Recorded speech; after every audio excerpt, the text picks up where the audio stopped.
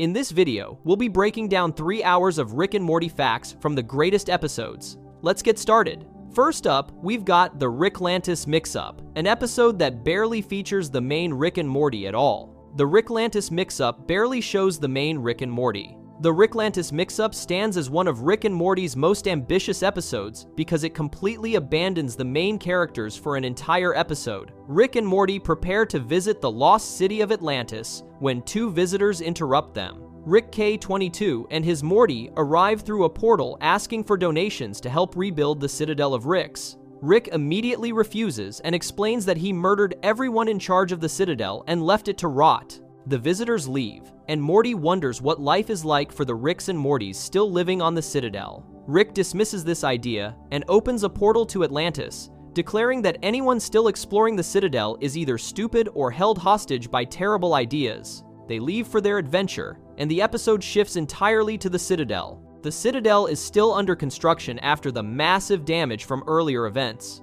Construction crews of Ricks work to rebuild damaged structures throughout the city. Flying cars and regular vehicles travel through the streets while crowds of Ricks with scattered Mortys walk together. A campaign manager, Morty, buys coffee and tries to hail a cab, but the driver passes him up to pick up a Rick in a business suit instead. At the police academy, trainee Ricks practice shooting at synthetic gromflommets in a shooting range. One cop Rick successfully completes his training and salutes his instructor. At the Morty Academy, a line of Mortys grab their books and close their lockers, which all feature pictures of Jessica. A teacher Rick watches over them. On a train commuting to work, many Ricks pull out flasks and drink at exactly the same time. Rick J22 looks out the window and sees a wealthy Rick in a flying car enjoying sardines and champagne. He sighs at the contrast between their lives. The Citadel Morning News begins broadcasting with 2 anchors. Rick D716B introduces himself, and Rick D716 does the same. Rick D716B responds with a bitter comment about how nice that must be, establishing immediate tension between the 2 identical Ricks. They announce upcoming stories about gravity outages in East Sanchez Heights and warn viewers that uranium-powered cellular matrices are making people sick. A commercial interrupts the broadcast for Simple Rick's wafer cookies. The narrator explains that 16 iterations off the central finite curve lives a Rick who works more with wood than technology. This Rick, called Simple Rick, realized long ago that the greatest thing he would ever create was his daughter. The commercial shows footage of Simple Rick filming his daughter Beth blowing out birthday candles. Young Beth says she loves Daddy, and Simple Rick cries tears of joy. The narrator reveals they captured that exact moment and run it on a loop through Simple Rick's mind. An aged Simple Rick sits in a chair at the wafer factory with a helmet playing this memory repeatedly. Machinery attached to him collects the happy chemicals his brain secretes, and these chemicals go into every Simple Rick's wafer cookie. The commercial ends with the tagline about coming home to the impossible flavor of your own completion. The news broadcast returns with Rick D716 announcing that one day remains before the newly democratic Citadel elects its first president. Several Rick candidates appear on screen, including retired General Rick, Private Sector Rick, Juggling Rick, Rick Guilt Rick, and Reverse Rick Outrage. Rick D716B mentions another candidate who should get at least 1 vote for most adorable.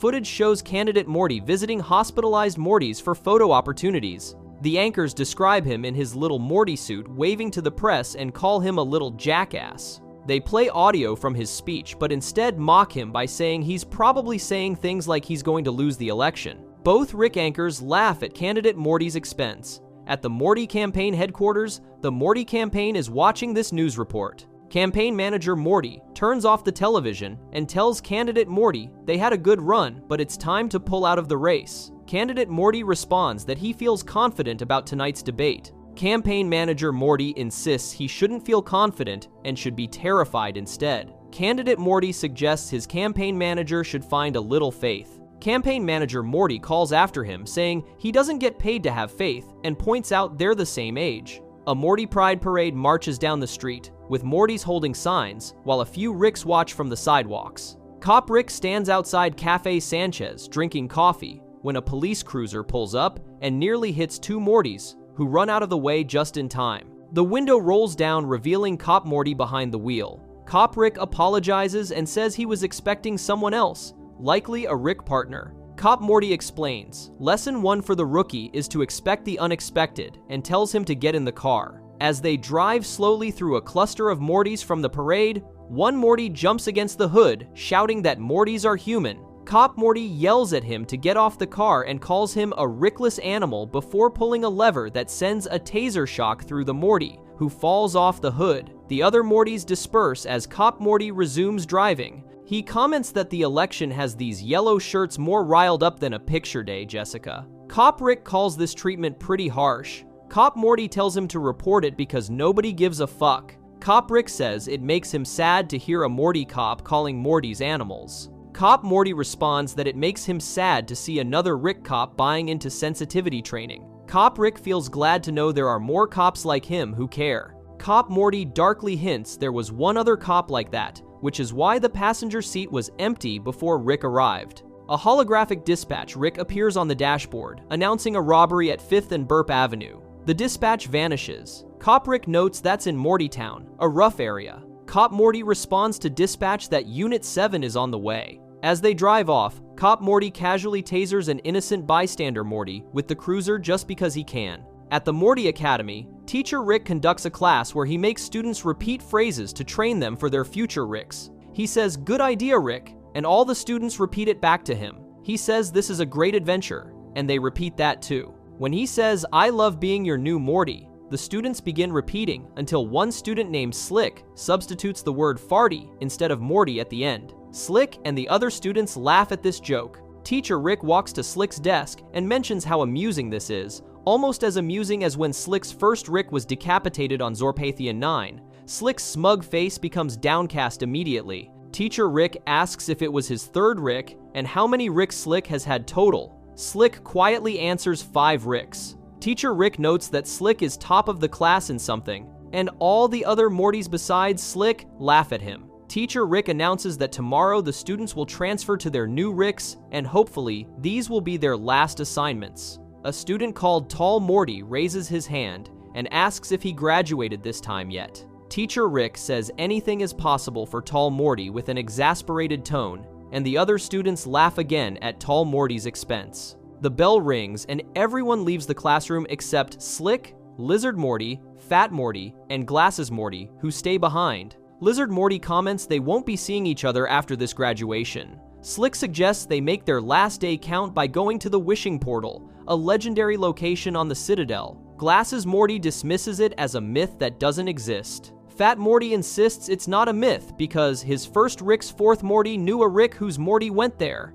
Lizard Morty worries that if they're not present at graduation tomorrow, their butts are going to end up in Mortytown, the worst area of the Citadel. Slick mocks Lizard Morty by saying he thought his last Rick fused him with a lizard, not a chicken, calling him a coward. Lizard Morty agrees to go after being challenged. Glasses Morty says he's in too. Slick, Glasses, and Fat Morty put their hands together in a pact. Lizard Morty sticks his tongue on top of their hands. Fat Morty asks what the hell he's doing. Lizard Morty retracts his tongue and explains he thought he saw a fly. At the Simple Rick's Wafer Cookie Factory, various factory drone Ricks stand in position on an assembly line processing the wafer cookies. Rick J22's specific job is to stamp each wafer with the Simple Rick's logo as they pass by him. Suddenly, an alarm blares throughout the factory, and the workers all look up to where Supervisor Rick is standing on an elevated platform. He whistles to get their attention and announces he's been their supervisor for 5 years, but all shitty things must come to an end because he has been promoted to regional manager. The factory Ricks cheer, but their enthusiasm is clearly fake and unenthusiastic. Supervisor Rick says yeah, and adds that he feels the same way about them. He hopes they never meet again. He explains that this promotion makes the position of supervisor available for one of them. Rick J22 looks hopeful that he might get promoted after working there for so long. Supervisor Rick announces that as of next week, the new supervisor will be K83, who is affectionately known as Cool Rick. Rick J22's smile disappears and he frowns. Cool Rick walks up to the platform and flips off all the workers below him. He admits he knows he's new to the Citadel, and some of them might not think he's put in his time at the factory, but asks what he can say, except that he's Cool Rick. He makes finger guns at them and says to check him out. Supervisor Rick asks if there are any questions from the workers. Rick J, 22, raises his hand to ask a question. Supervisor Rick immediately tells everyone to get back to work without acknowledging Rick J, 22's raised hand and calls them all Gold Rickers as an insult. Supervisor Rick and Cool Rick walk away together while the assembly line restarts and the workers return to their monotonous jobs. The cop cruiser drives down the streets of Mortytown, where downtrodden and suspicious Mortys view the police car with clear distrust and hostility. Cop Morty explains to his new partner that this area has no Ricks, no families, and just Mortys, who are high off their asses and running amok, causing trouble. He states that Mortys are raised to be sidekicks to Ricks, so without a side to kick, they just start kicking anything and everything around them. Outside the Morty Mart, the Morty who works at the store speaks to Cop Rick and Cop Morty about the robbery that occurred. Cop Rick takes down notes in his notepad. The Morty Mart employee describes the robbers as being about his height, around 14 years old, and their shirts were yellow. Cop Morty sarcastically tells Cop Rick to make sure he writes down that critical detail about the yellow shirts. Cop Rick asks about any mutations, augmentations, or distinguishing features like 3 eyes, a tail, or maybe a buzz cut hairstyle. Morty says no, they were just 4 normal Mortys without any special features. Behind him stands a purple Morty with an elephant-like trunk who is mopping the floor. Purple Trunk Morty takes offense to the word normal being used. Morty talks back to Purple Trunk Morty and tells him to put his complaints in his blog. Cop Morty notices 2 Mortys hanging out in a nearby alley and tells Cop Rick he's going to turn over a few rocks to find information. Cop Morty approaches the 2 street Mortys as they spray paint graffiti on the alley wall. Cop Morty greets them in a casual, friendly tone, asking what's going on with them. The first street, Morty responds that nothing is happening and they're just hanging out and stuff. Cop Morty acts sympathetic and says he hears that, then mentions he guesses he's supposed to be figuring out who robbed the store across the street, but he doesn't know how to do that. The second street, Morty smirks at him and says it sucks that Cop Morty's Rick is making him do police work. Cop Morty angrily corrects him and insists that Cop Rick is not his Rick, but is his partner instead. The first street, Morty suggests that maybe the police uniform makes a big difference in how people perceive their relationship, but to him, Cop Morty just looks like a sidekick following orders. This comment triggers Cop Morty completely. He snaps in a violent fit of rage and pins the first Morty against the alley wall while shoving a large gun directly into his mouth. He screams at the Morty, asking him to call him a sidekick one more time, and threatens to show him how he paints a wall with blood and brains. The second street Morty panics and begs him to stop. Cop Rick watches this excessive use of force and looks on uncertainly, not knowing what to do about his partner's behavior. Cop Morty continues screaming and asking if the Morty wants to see how he paints a wall. The second street Morty breaks down and reveals that it was the Mortytown Locos gang who committed the robbery at the Morty Mart. Cop Morty releases the first Morty from his grip, and both street Mortys immediately flee the scene in terror. Cop Morty walks back to the police cruiser like nothing happened. Cop Rick confronts him about the incident and asks if he realizes how many codes and regulations he just violated with that interrogation. Cop Morty mockingly responds by asking what he knows about knowing stuff, then tells Cop Rick to get in the car so they can continue their patrol. The presidential debate begins with all 5 Rick candidates and candidate Morty standing at their individual podiums on stage. The moderator Rick asks retired General Rick a question about how he would address the Citadel's problems. Retired General Rick answers the economic question by simply saying more lasers and nothing else. The moderator Rick tells him he can take more time to elaborate on his answer if he wants to. Retired General Rick remains completely silent for a long, uncomfortable beat without adding anything. Moderator Rick crosses something off his list and decides to move on to the next candidate. He asks Juggling Rick how he would solve the Citadel's financial crisis. Juggling Rick starts by saying he thinks this Citadel is the greatest in the entire multiverse. He then explains his answer has 3 parts and reveals he's holding 3 balls in his hands. He says education spending must get much higher as he starts tossing 1 ball up and down. He adds that education must be balanced with defense spending while he starts juggling all 3 balls at once. Behind the scenes of the debate, campaign manager Morty watches on a screen monitor. He asks someone to fact-check what Juggling Rick is saying. then gives up and declares the race is over because they can't compete with this. Back on stage, Juggling Rick is now juggling 3 balls and a chainsaw simultaneously. He catches them all gracefully without injury, and declares that's exactly how you run a Citadel properly. He bows to the audience while Ricks and Mortys cheer and applaud his performance. Moderator Rick turns to candidate Morty with a smirk on his face.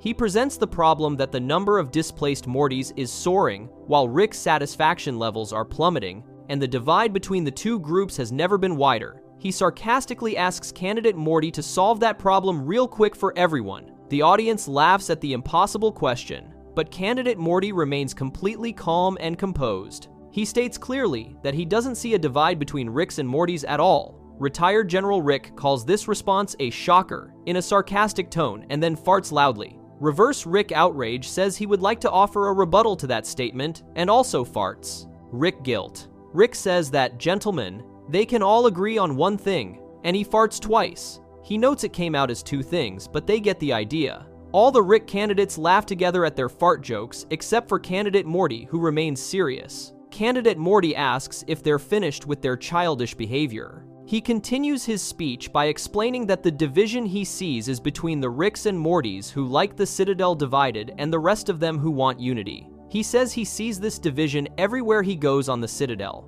Candidate Morty's voice continues as a voiceover, while other scenes play throughout the Citadel showing exactly what he's describing in his speech. He talks about seeing the division in their schools, where they teach Mortys they're all the same because the system is threatened by what makes each Morty unique. The scene shows Slick, Glasses Morty, Lizard Morty, and Fat Morty sneaking out of the Morty Academy through a window to skip graduation. Candidate Morty mentions seeing the division in their streets, where they give guns to Mortys, so they're too busy fighting each other to fight the real injustice in their society. The scene shows Cop Rick and Cop Morty driving up to see one of the Mortytown Locos gang members walking into an alleyway, and Cop Morty slides the top of his laser gun in preparation. Candidate Morty describes seeing the division in their factories where Ricks work hard for a fraction of their boss's salary, even though they're identical to their bosses and have the exact same IQ. The scene shows Rick J22 working at his post in the wafer factory, but he becomes completely enraged by the speech.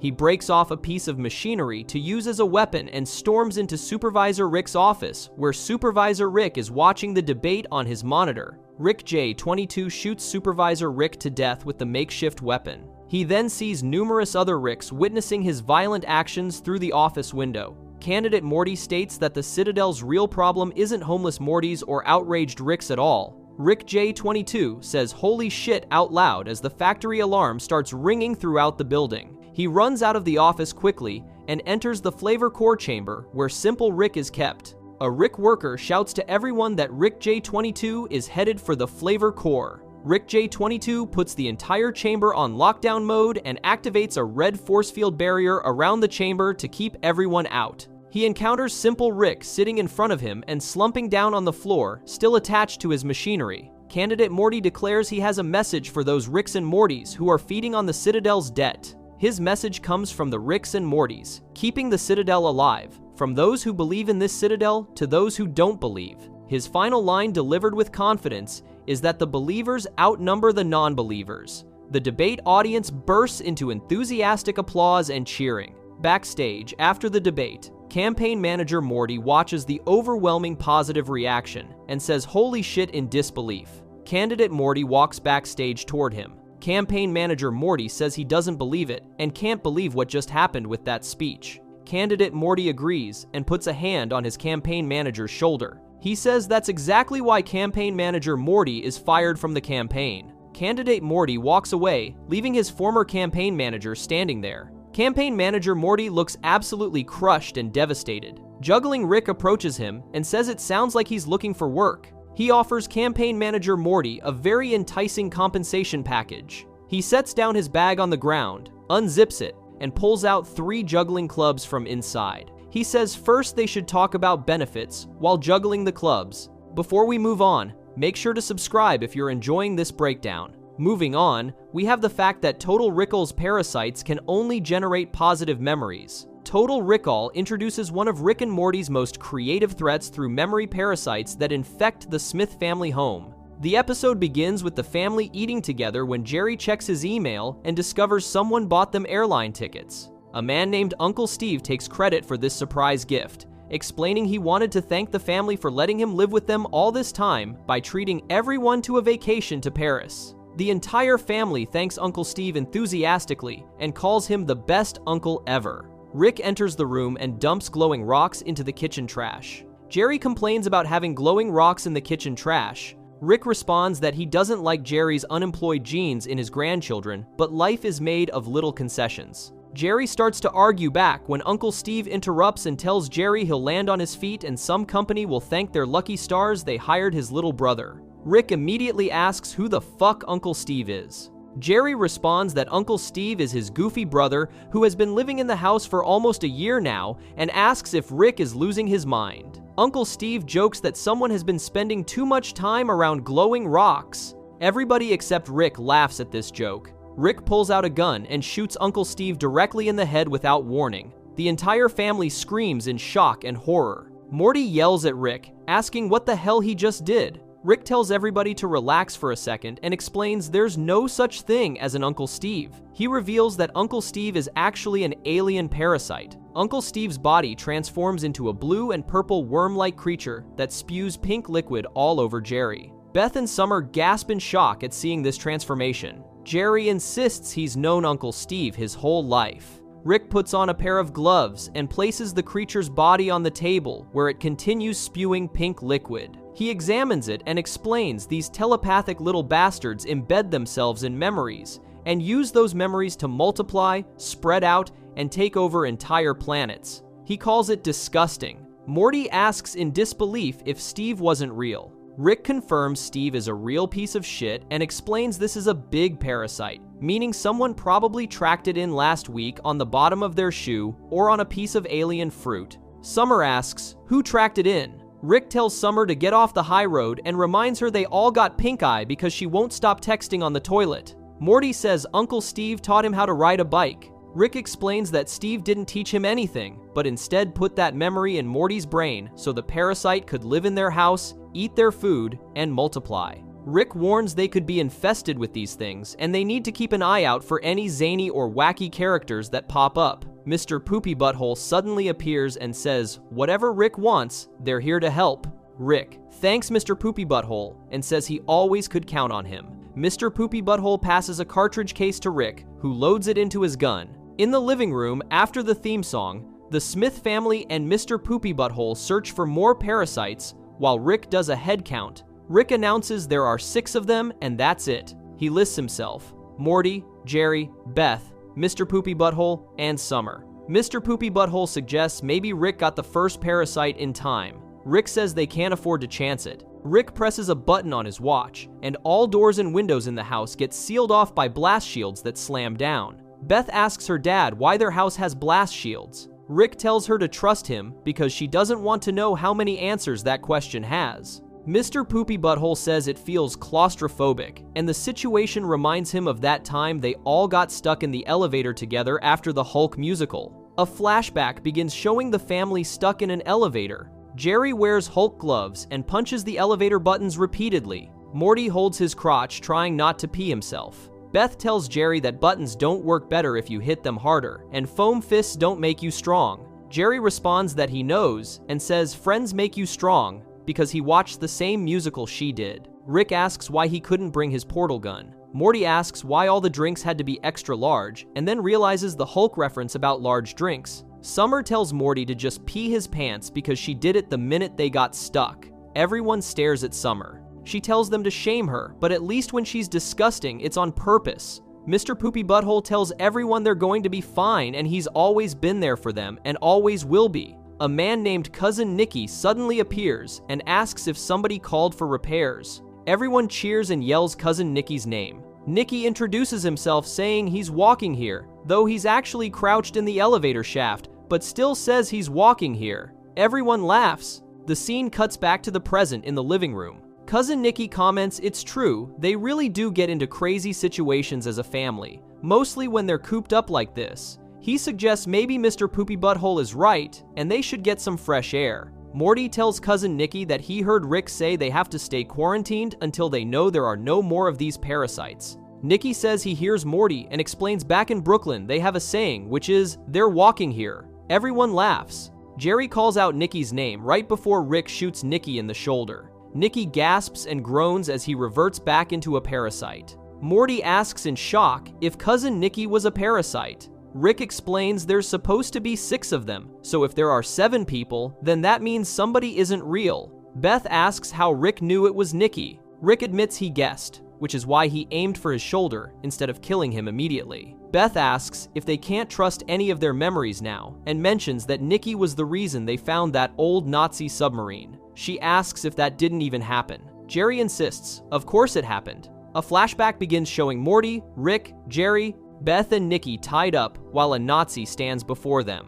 The Nazi announces that now he possesses the mighty staff of Ragu Baba. The world will tremble before the Fourth Reich. Morty says this is the last time he asks Rick for help on his history final. Nikki says they have a word for Nazis back in Brooklyn. The Nazi responds that he's comfortable being called a Nazi and asks if Nikki thinks some other word will hurt his feelings. The Nazi hits Nikki on the head and tells him to think before talking shit. The Nazi tells Ragu Baba to help him kill America. Mr. Beauregard suddenly appears and knocks out the Nazi. Everyone cheers for Mr. Beauregard. Mr. Beauregard announces that after due consideration, he has elected not to retire. Everyone thanks God. Mr. Beauregard says now someone has a final exam to attend and tells them to set a course for Morty's high school. The scene returns to the present, where Mr. Beauregard suggests perhaps he's biased, but if that story never happened, then he wouldn't still be the family butler. Rick tells everyone to wait. Summer adds that if Mr. Beauregard wasn't their butler, it's safe to say the family would be in a lot of trouble. Everyone laughs. Rick yells no and tells them not to flashback. A flashback begins anyway, showing Jerry with his head stuck in the staircase railing. Summer tells him he's just going to make more swelling. Beth tells Jerry not to worry and to relax because they called the fire department. Jerry reminds them the fire department won't come to their house anymore while he grunts trying to free himself. Mr. Beauregard pours marmalade on Jerry and his head slips out easily. Everyone gasps. Mr. Beauregard announces marmalade is served. Everybody cheers. A character named Frankenstein says he guesses he takes back what he said about British cuisine. Everyone laughs. Another flashback shows Rick, Summer, and Mr. Beauregard having a pillow fight. Rick yells, "Take that." A character named Sleepy Gary says they're trying to sleep. Another flashback shows Morty in the living room with Beth, Jerry, and Sleepy Gary. Morty says he doesn't want to go to the dance alone. Mr. Beauregard appears from off-screen saying, then perhaps he shouldn't. Mr. Beauregard appears wearing a dress. Beth says aw and mentions Mr. Beauregard's name. Mr. Beauregard asks Morty if they shall go together. Morty agrees they shall. Beth tells them to wait so Photography Raptor can take a picture. A raptor screeches and a camera shutter clicks. The scene cuts back to the present, where everyone is laughing. Rick yells at everybody to stop remembering. He explains these parasites are like bed bugs, and every flashback is another mattress. Rick insists there are only supposed to be 6 people in this house. Beth responds there have always been 10 people. Rick says no, and explains the fact that he wrote down the number 6 means there are 4 parasites among them. Frankenstein asks if Rick is sure about that. Mr. Beauregard says, begging Rick's pardon, but he seems to recall a great deal of confusion surrounding that number. A flashback begins, showing the group doing the earlier search with all the new characters added into the scene. Rick announces there are 6 of them, and that's it. He lists himself: Morty, Jerry, Beth, Mr. Poopy Butthole, Frankenstein, Sleepy Gary, Photography Raptor, Mr. Beauregard, and Summer. Beth points out that's like 10 people. Rick asks what's the difference between 6 and 10 and says he just loves the number 6 for no reason. He asks where his pencil is. A character named Pencilvester appears right next to Rick, holding himself up, and tells Rick to use him. Rick thanks Pencilvester and writes the number 6 again. Rick says in the present that he guesses that is what happened, but he doesn't understand why he would do that. Pencilvester says everybody makes mistakes and asks why Rick thinks he has an eraser. Everyone laughs, and Photography Raptor takes a picture. Beth realizes photos are hard evidence and starts scrolling through photos on her phone. She becomes suspicious and tells Mr. Poopy Butthole he's not in any of her photos. Mr. Poopy Butthole responds, well, what do you know? Beth isn't in any of his photos either. Summer says all she has are pictures of herself and her friends from school. Everybody else stares at Summer. She asks what, and points out what teenage girl has pictures of her family. She adds, it's not like they're Mormon or dying. Frankenstein admits it's suspicious that Summer's only friend is a magic ballerina lamb they've never seen. Summer flashes back to a scene where she's asleep in her room when a character named Tinkles flies in through her window. Tinkles calls Summer's name. Summer says it's past her bedtime. Tinkles giggles and says not in never past bedtime land and tells her here they go. Tinkles grabs Summer's hand and they fly out the window together. A musical montage begins with a song about Summer and Tinkles being friends with each other and living in never past bedtime land with no kitchen sinks and no little brother, going to raves and waving their hands. A rapper joins the song rapping about Summer and Tinkles being friends to the end, group texting the whole crew, and references about ketchup to salt and the letter T to inkle with a capital I. The scene cuts back to Summer's bedroom, revealing she was only dreaming. Summer makes excited noises repeatedly. Sleepy Gary tells her they're trying to sleep. Summer says it was Tinkles and calls out for Tinkles. The scene cuts back to the present. Rick starts to say that's suspicious, and they're always hearing about this Tinkles character, but they never get to see him. Suddenly, Tinkles appears from behind the couch and introduces himself as Tinkles, saying these are his friends. Everyone sighs in relief. Summer tells everyone that Tinkles is real, which means she is too. Everyone except Rick apologizes to Summer for doubting her. Frankenstein admits he was on the wrong side of the pitchfork on this one. Jerry says they shouldn't need evidence or logic to know who's family and who isn't. He says he knows who the Smiths are, and he's known Beth since high school. He adds that her husband, Sleepy Gary, is hands down his absolute best friend. Sleepy Gary thanks Jerry and says beyond that, no offense to anyone, but all bets are off. Rick says he's not used to being this unsure for this long, and announces he's just going to aim for shoulders, starting with the weird girl. He tries to shoot Summer. Summer screams out Grandpa Rick's name. Rick makes air quotes around Summer's name and tells her to hold still. Sleepy Gary tells Rick that Summer is his daughter. Rick responds by asking, what if Sleepy Gary just thinks that? Rick says he's known Sleepy Gary for 15 years and tells him not to make Rick hurt him. Sleepy Gary responds by saying, these are their family and friends, the people they barbecue with. He asks if Rick has forgotten the barbecue. Rick asks why Sleepy Gary would want him to remember and accuses Gary of being one of the parasites. A character named Hamurai tells Rick that he loves those barbecues. A character named Amish Cyborg tells Rick to remember it. Rick tells Hamurai and Amish Cyborg to shut up and asks what this is, 90s Conan. All the characters start chanting together, telling Rick to remember the barbecue. Everyone talks at once, repeating this phrase. A flashback begins. Rick tells Pencilvester that it took him his whole life to realize it, but he loves barbecuing.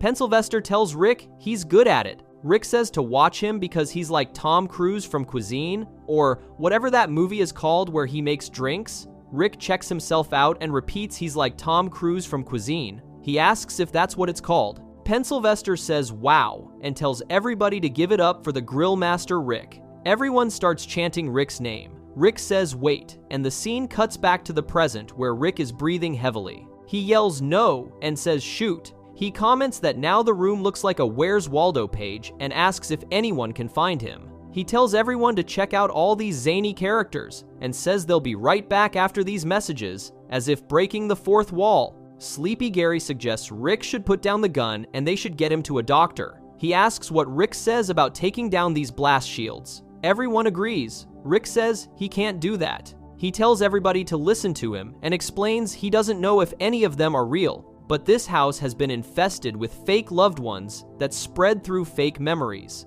and their planet will be destroyed if the parasites get out. Pencilvester says even Rick has to admit he tends to overreact to stuff. A flashback begins with Rick running in and telling everyone to hurry because he just got back from Walmart. He explains they're selling Nintendo 3DS systems for $149.99 on sale. Plus, every time you buy one, you get a $50 gift card. He explains this brings the total price down to $110 after tax. He tells them they can flip those sons of bitches for $230 a piece. Easy because they're all limited edition Zelda ones. He tells everyone to hurry and come with him so they can be rich, and also all get to keep one and play Nintendo games. Rick adds that Nintendo should give him free stuff.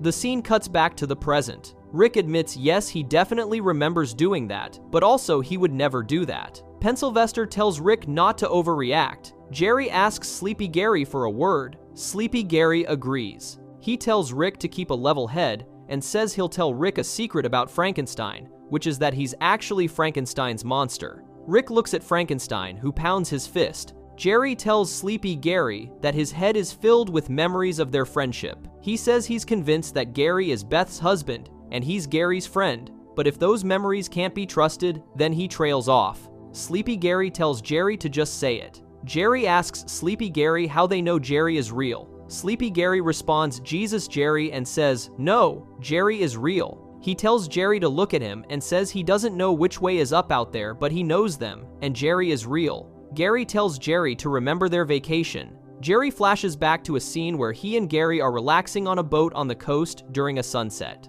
Gary mentions they're filming that new Star Wars movie down the coast and asks if they should check it out.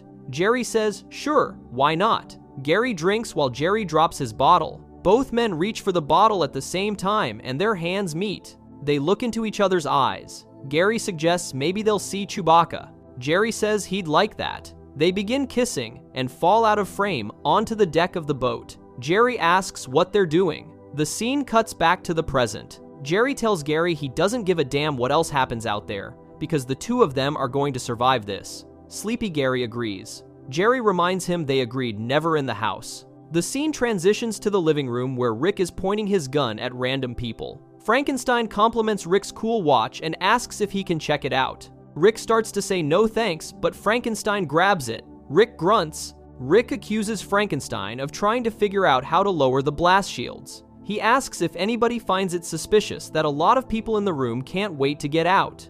Frankenstein calls Rick paranoid and says he's been paranoid since Vietnam. Rick flashes back to a scene where he and Frankenstein are in Vietnam together. Rick asks Frankenstein what he's going to do when he rotates back to the world. Frankenstein starts to answer, but the scene cuts back to the present, where Rick grunts. Rick yells no and tells the parasite to get out of his head. He yells at Frankenstein to drop the watch and give him the gun. There's indistinct shouting, and Rick tells Frankenstein to give it back. Everyone cheers and applauds for Frankenstein. Rick breathes heavily and asks if anyone here is even real. He asks if he's the only real person on Earth. A character called Reverse Giraffe says, maybe, or maybe, just maybe, they're all real. Reverse Giraffe introduces himself, explaining he has a short neck and legs and went to college with Hamurai. Hamurai says hi. Reverse Giraffe says he saved Ghost in a Jar's life in Vietnam. Ghost in a Jar says boo-rah. Reverse Giraffe asks Beth how many times he's been a shoulder for her to cry on. Beth sighs and says too many. Reverse Giraffe suggests maybe they're just all fake.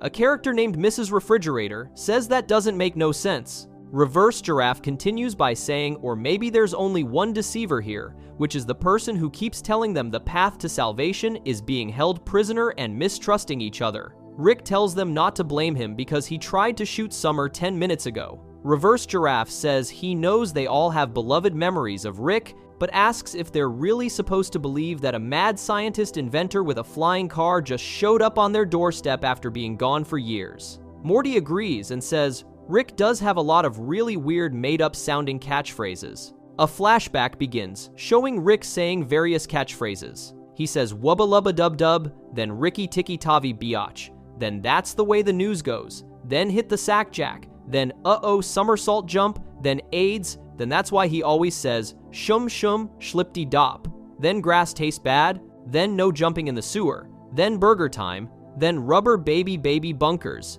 Then he tells people to lick lick lick his balls and laughs, saying he says that all the time. The scene cuts back to the present, where everyone mutters, that's a fake-ass catchphrase right there. Beth tells them not to forget his incredibly vague backstory. Rick tells Beth he's her father. Beth asks if he is her dad. Morty tells Rick that if he wants to prove he's real, he should just do what any of the rest of them would do and open the blast shields and let them out of there. Rick asks why Morty doesn't make him, calling Morty an implausibly naive, pubescent boy with an old Jewish comedy writer's name. Everybody is surprised by this comment. Mrs. Refrigerator says in your face. Morty tells Rick to give him the gun. He looks at everyone else and says he's not doing this in front of Pencilvester. He tells them to bring Rick to the garage. Everyone cheers. In the garage, Morty tells Rick to listen because they can do this the easy way or the hard way. He asks if Rick wants to live, and if so, then he needs to open the blast shield doors.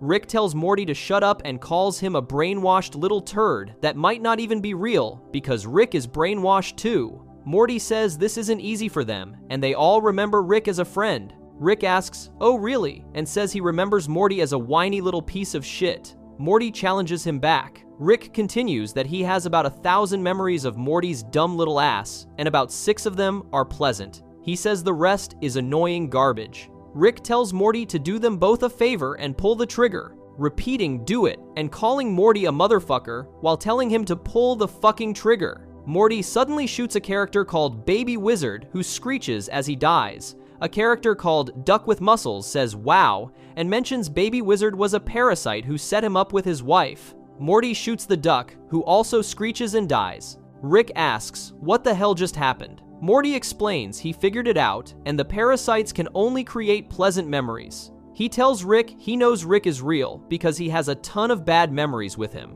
Flashbacks play showing various times where Rick left Morty in despair, while sad music plays in the background. The scene cuts back to the present. Rick says, "Holy crap," and tells Morty he's right. Morty asks if that's what Rick was trying to make him understand by yelling at him. Rick says, "Well yeah, obviously, and it took Morty long enough." Rick turns the dial on the washing machine, and the wall draws back to reveal a set of guns hidden inside. Rick tells Morty they have a lot of friends and family to exterminate. Rick shoots a parasite, and everybody else screams. Morty tells everybody to remain calm because this is going to take some explaining. Rick asks who has a bad memory about Mrs. Refrigerator. Mrs. Refrigerator insists everyone has bad memories of her, and asks if they remember that one time. A flashback shows Beth, Jerry, Mrs. Refrigerator, and other people on a roller coaster screaming. The scene cuts back to the present. Mrs. Refrigerator says, "Man, they couldn't stop screaming." Beth points out that roller coasters aren't bad, but are thrilling, and Mrs. Refrigerator has been a perfect companion to her entire life. Mrs. Refrigerator says the jig is up and starts whimpering, asking to get out of here.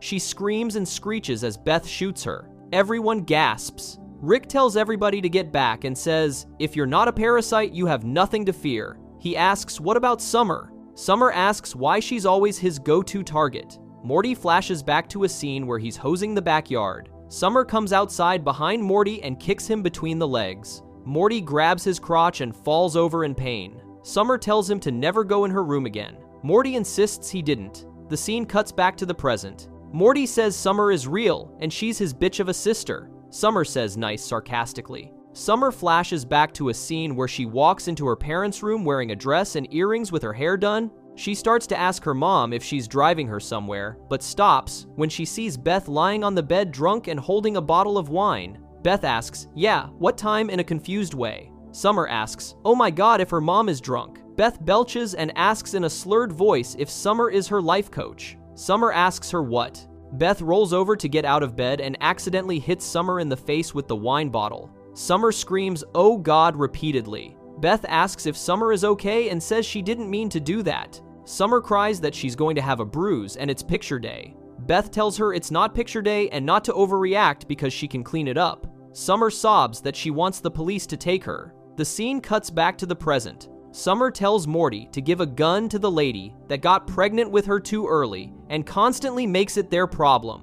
Beth thanks Summer sweetly. A character called Cross Teddy Bear calls out to Beth. Beth shoots the bear, saying she thought it was too good to be true, that they'd have compatible kidneys. The parasite screeches as it dies. Guns cock throughout the room. Everyone starts screaming and shooting. Blasting sounds and screeching sounds fill the room. Rick corners Pencilvester and asks if they've ever had an uncomfortable silence or an awkward fart on a road trip. He begs Pencilvester to give him anything. Pencilvester tells Rick he's Pencilvester and to listen to that name, insisting Rick can't kill him. Rick agrees he's right and tells Morty to kill Pencilvester. Morty shoots Pencilvester, who screeches as he dies. Summer shoots Frankenstein, who also screeches. Summer continues shooting while parasites keep screeching. Tinkles tells Summer he's always loved her. Summer says yep and shoots Tinkles, who screeches. Everyone gasps. Summer keeps shooting and more screeching follows. Morty shouts something. Summer flashes back to walking into the kitchen.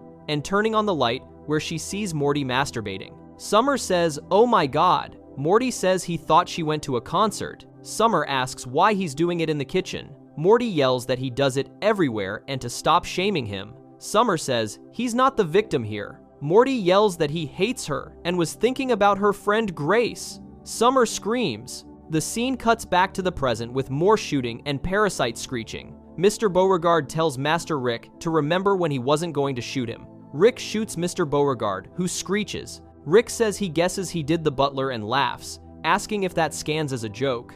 Ghost in a Jar says he gets it because it's a play on the butler did it. Rick thanks Ghost in a Jar and says he always was good at pointing out potentially obscure comedy. Rick shoots Ghost in a Jar, who screeches. Jerry tells Sleepy Gary he has to hide him. Sleepy Gary says not to worry because he has a plan, and if they can get to his boat, there's a way out. Beth shoots Sleepy Gary, who slowly turns back into a parasite and screeches. Jerry says no repeatedly and begs to be sent to Gary because he wants to be with Gary. Beth flashes back to a scene where she and Jerry are running from a homeless man toward their car. Jerry makes it to the car first, gets in, and locks the doors. Beth is holding groceries and tries to open the locked car door. Beth asks what the hell he's doing. Jerry tells her to look out for that homeless guy. Beth tells him to open the door repeatedly. Jerry says there isn't time and tells her to just run. Beth grunts and tells him to get out there and help her. Jerry says they say you shouldn't do that and tells her to just run. The scene cuts back to the present.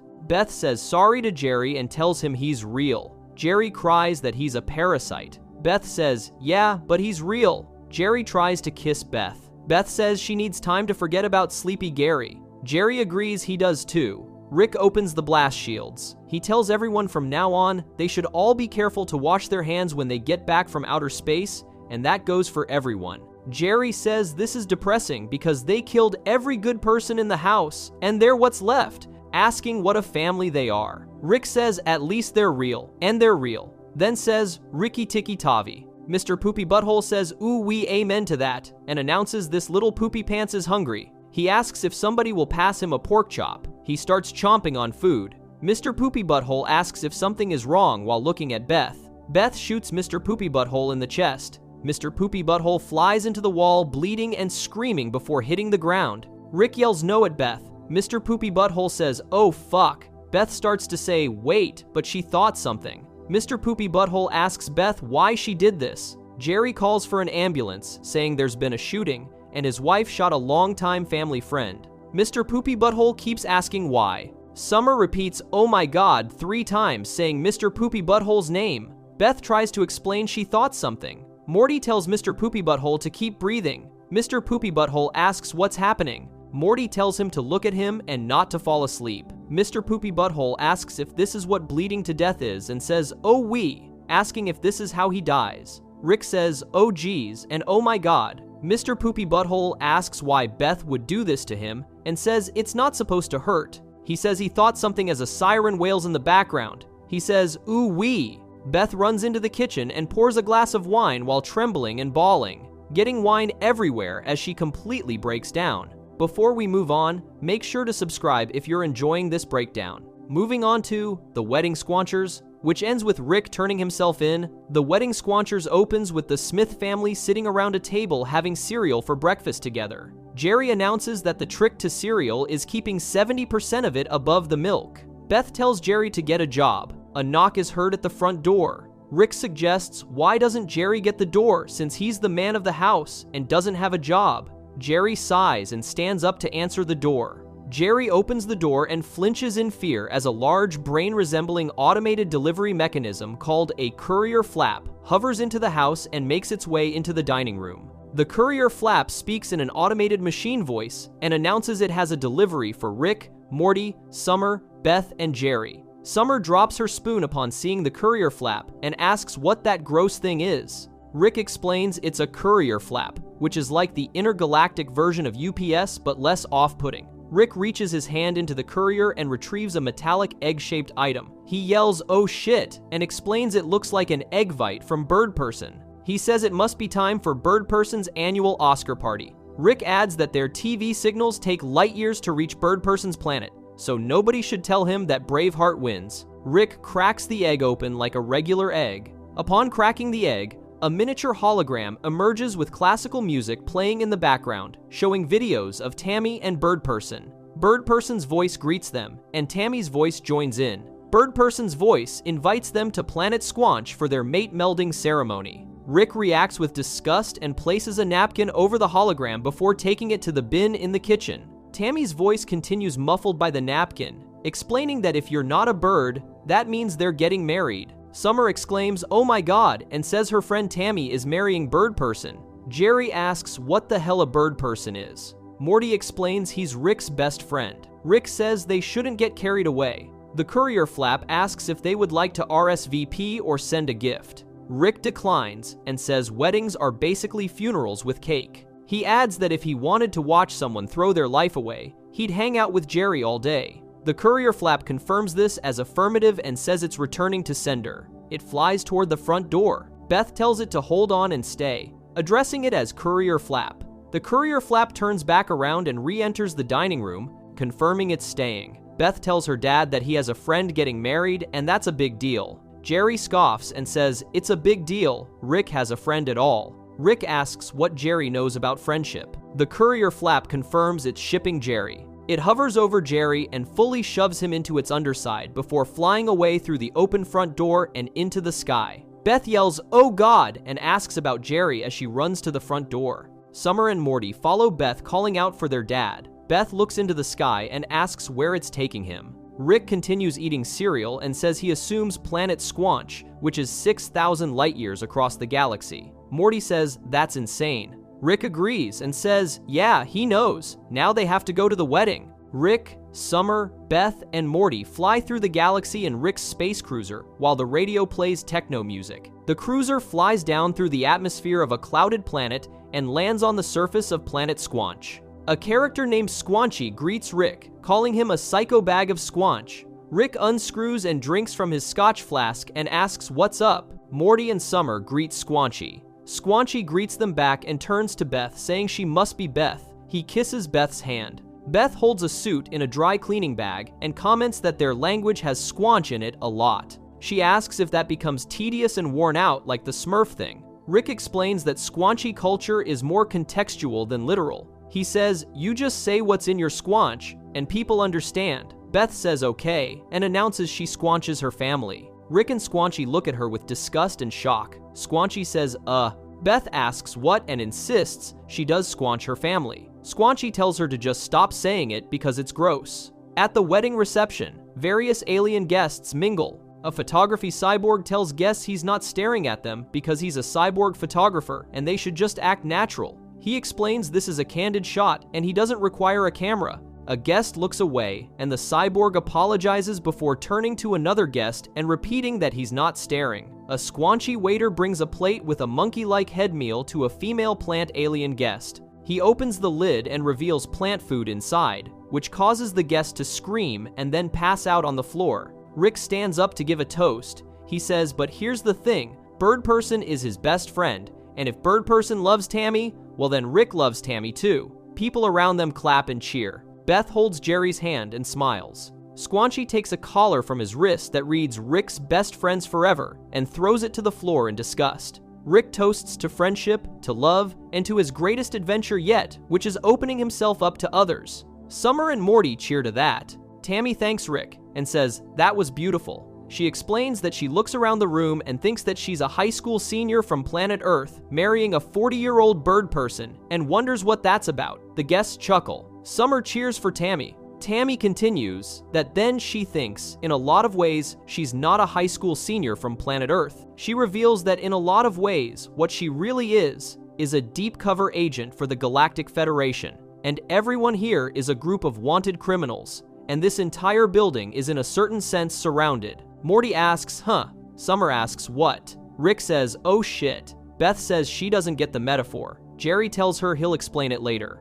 Tammy announces everyone here is under arrest for crimes against the Federation while pulling out a pulse rifle from the large nest area. A humanoid guest toasts. Bird Person stands up and asks Tammy what she's doing. Tammy aims at Bird Person and warns him to sit his bird ass down. Bird Person says her name questioningly. Tammy opens fire at Bird Person and kills him. Bird Person collapses to the floor from the nest as Rick and the guests watch in shock and horror. Bird Person makes cawing sounds as he dies. Rick yells Bird Person's name and screams no. Squanchy and several other guests who are revealed to be criminals pull out their firearm weapons and open fire. Squanchy roars and fatally slaps a Gromflemite in his way. He asks, what about a taste of his squanch, while growling as he fights the rest of the agents and officers. Rick tells his family to come on this way. The Smith family stands up and runs while Jerry takes a weapon with him. Squanchy yells to squanch this while almost stomping on Tammy as she trips. The Smith family escapes and hides on a barren, rocky planet called Dwarf Terrace 9. They're living in a small structure, trying to survive.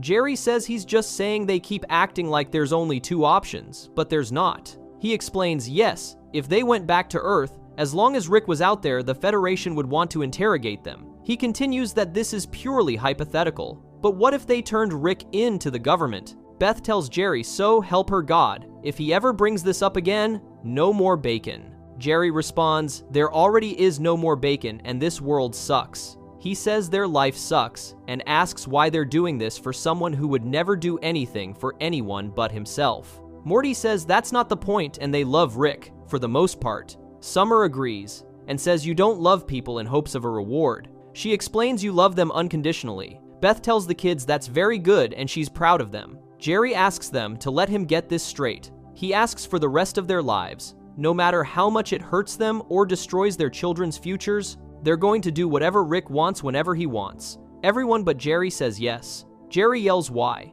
Beth yells back because she doesn't want Rick to leave again and calls Jerry a dumb asshole. Rick announces he was going to hop over to the Gloppy Drop system to get some ice cream. Morty asks if Rick wants him to come with and suggests Rick needs his brainwaves for camouflage or something. Rick says he'll be okay and says bye to Morty. Morty asks if Rick is leaving. Rick says yeah, he is, to get ice cream. Morty asks if he's coming back. Rick explains that if you go to where there's a bunch of ice cream and then you don't come back, you haven't actually gotten ice cream. You've just gone where ice cream is. Morty tells Rick he can handle it if Rick goes, but he'll break their mom's heart, and Morty won't forgive him for that. Rick asks where the van is. Morty tells him it's over the horizon in the driveway. While Rick is flying through space in the van, he dials a number on his phone. An operator speaks in an unintelligible language and says, for English press 2. Rick pushes a button. The operator says connecting to agent. A female voice answers saying ongoing investigations.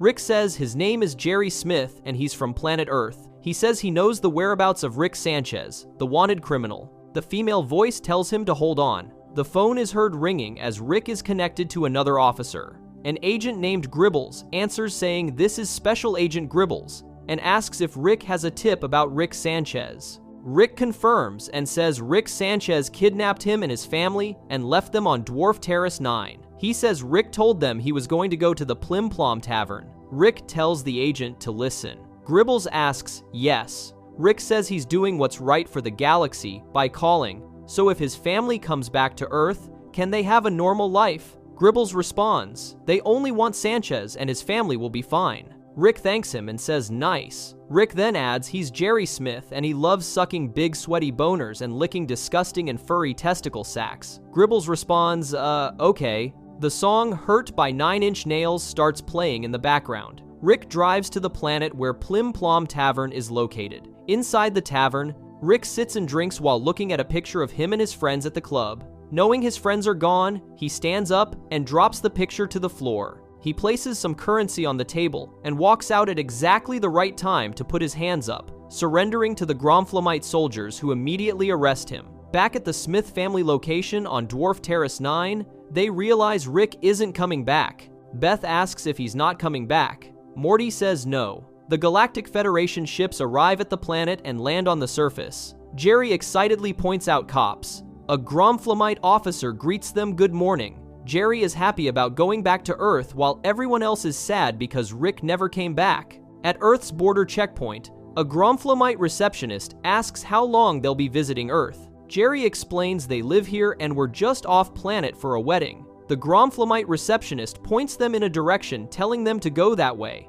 Gromflemite officers hold them while everyone has their tongue pulled out and serum applied to it for DNA collection. All the data is kept in classified files. Gromflemite officers push them outside. While they walk through Earth, a robot approaches and scans Jerry. The robot announces it has processed that Jerry is in distress and it has prescribed antidepressants compliments of the Galactic Federation. Jerry consumes the pills immediately. The robot says he feels better. The robot announces his debt is 7,000 Federation credits. It tells him to report to the Ministry of Employment where he will be assigned a function. Jerry yells to Beth that he got a job and carries her in excitement. At the Galactic Federation prison, the arrested Rick is sent there by a landing ship. The song Hurt by 9 Inch Nails continues playing in the background. A prison photography cyborg tells Rick sorry and explains he's not staring but taking his mugshot. The cyborg takes a mugshot picture. Rick wears his inmate suit and is taken by the prison guards. Rick has his tongue pulled and serum applied to it for DNA collection. All the data is kept in classified files with markings showing everything he's committed as officials watch. Soon Rick is put into a cube-like cell and taken through the air, incarcerating him inside a maximum security room. Afterwards, he's placed in his cell beside a Splorpian and Xerillian inmate. A Xerillian prisoner asks Rick what he's in for. Rick responds, everything. The credits roll. After the credits, Mr. Poopy Butthole sits in his chair nodding along to the credits music, then turns off the television. Mr. Poopy Butthole says, ooh-wee, what a cliffhanger. He says, oh boy, oh my. That's a real crazy ending. He introduces himself as Mr. Poopy Butthole from episode 204. He grunts from the pain in his chest. As viewers can see, he's still recovering from the bullet shot he got from Beth. He asks if people remember that one and says, ooh-wee. He explains these little fellows, referring to his cats, help him get through the day. He consumes some pills. He says, ooh-wee. He consumes more pills and says, oh woo-wee, and that feels better. The doorbell rings. A pizza delivery man announces he has a large pepperoni and some crazy sticks. Mr. Poopy Butthole asks what the delivery man thought of the finale. He asks if the delivery man thinks the Smith family is going to be okay. The pizza delivery man says he doesn't know what Mr. Poopy Butthole is talking about, and his total is $12.37. Mr. Poopy Butthole throws the pizza and sticks away and asks if the delivery man thinks Rick is going to get out of jail. He asks if the delivery man thinks the family is going to rescue him. The pizza delivery man yells, what the fuck, and tells Mr. Poopy Butthole to get off him. The pizza delivery man throws Mr. Poopy Butthole to the ground. Mr. Poopy Butthole says, ow, and tells viewers to tune in to Rick and Morty Season 3 in like a year and a half or longer to see how they unravel this mess. He says, ooh-wee. The episode ends with Rick imprisoned in a maximum security Federation prison while his family returns to an Earth now occupied and controlled by the Galactic Federation with alien tourists everywhere and the family forced to adapt to their new reality without Rick. Before we move on, make sure to subscribe if you're enjoying this breakdown. Next up, the Rickshank Redemption dismantles both the Federation and the Council of Ricks in one decisive move.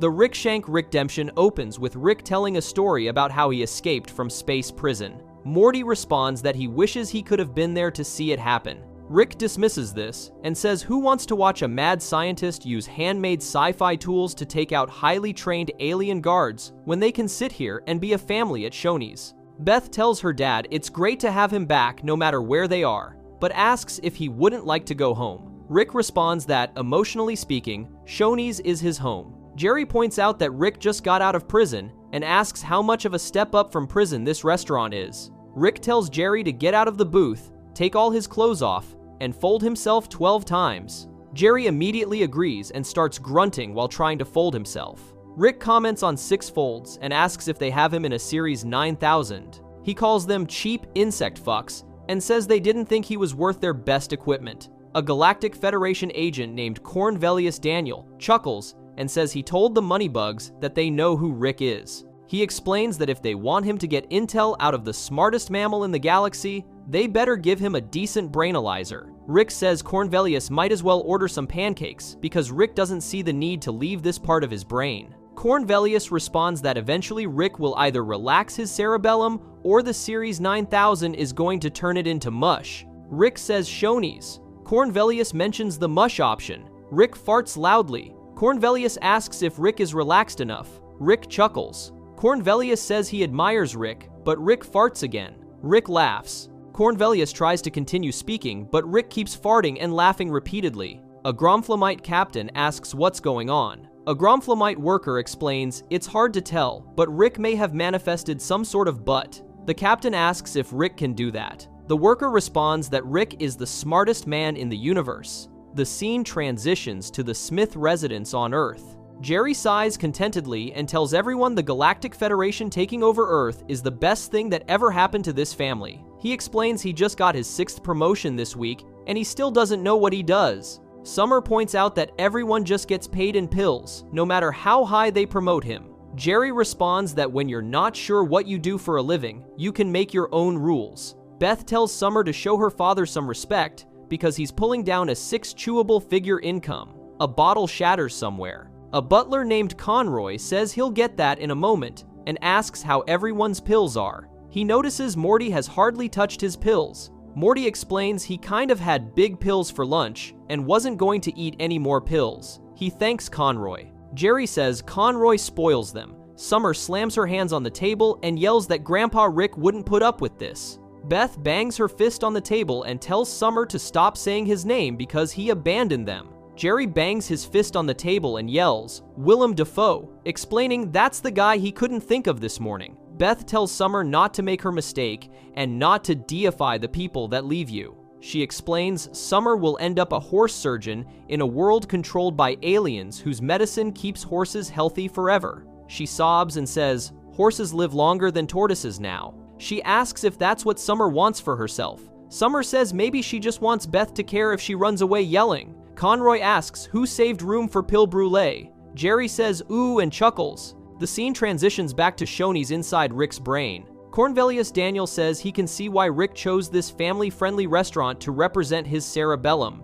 He describes it as so safe, so comfortable, so Shoney's. He tells Rick to admit he's going crazy cooped up in here and suggests they go visit some memories. Rick asks if Cornelius wants any particular ones. He asks if Cornelius wants to see his first boner, or should they go straight to the moment Rick discovered interdimensional travel. Cornelius squeals with excitement. Rick notices Cornelius's little flappy doodles are twitching and asks if that means he's aroused or if he just got a signal that one of his buddies found a grape.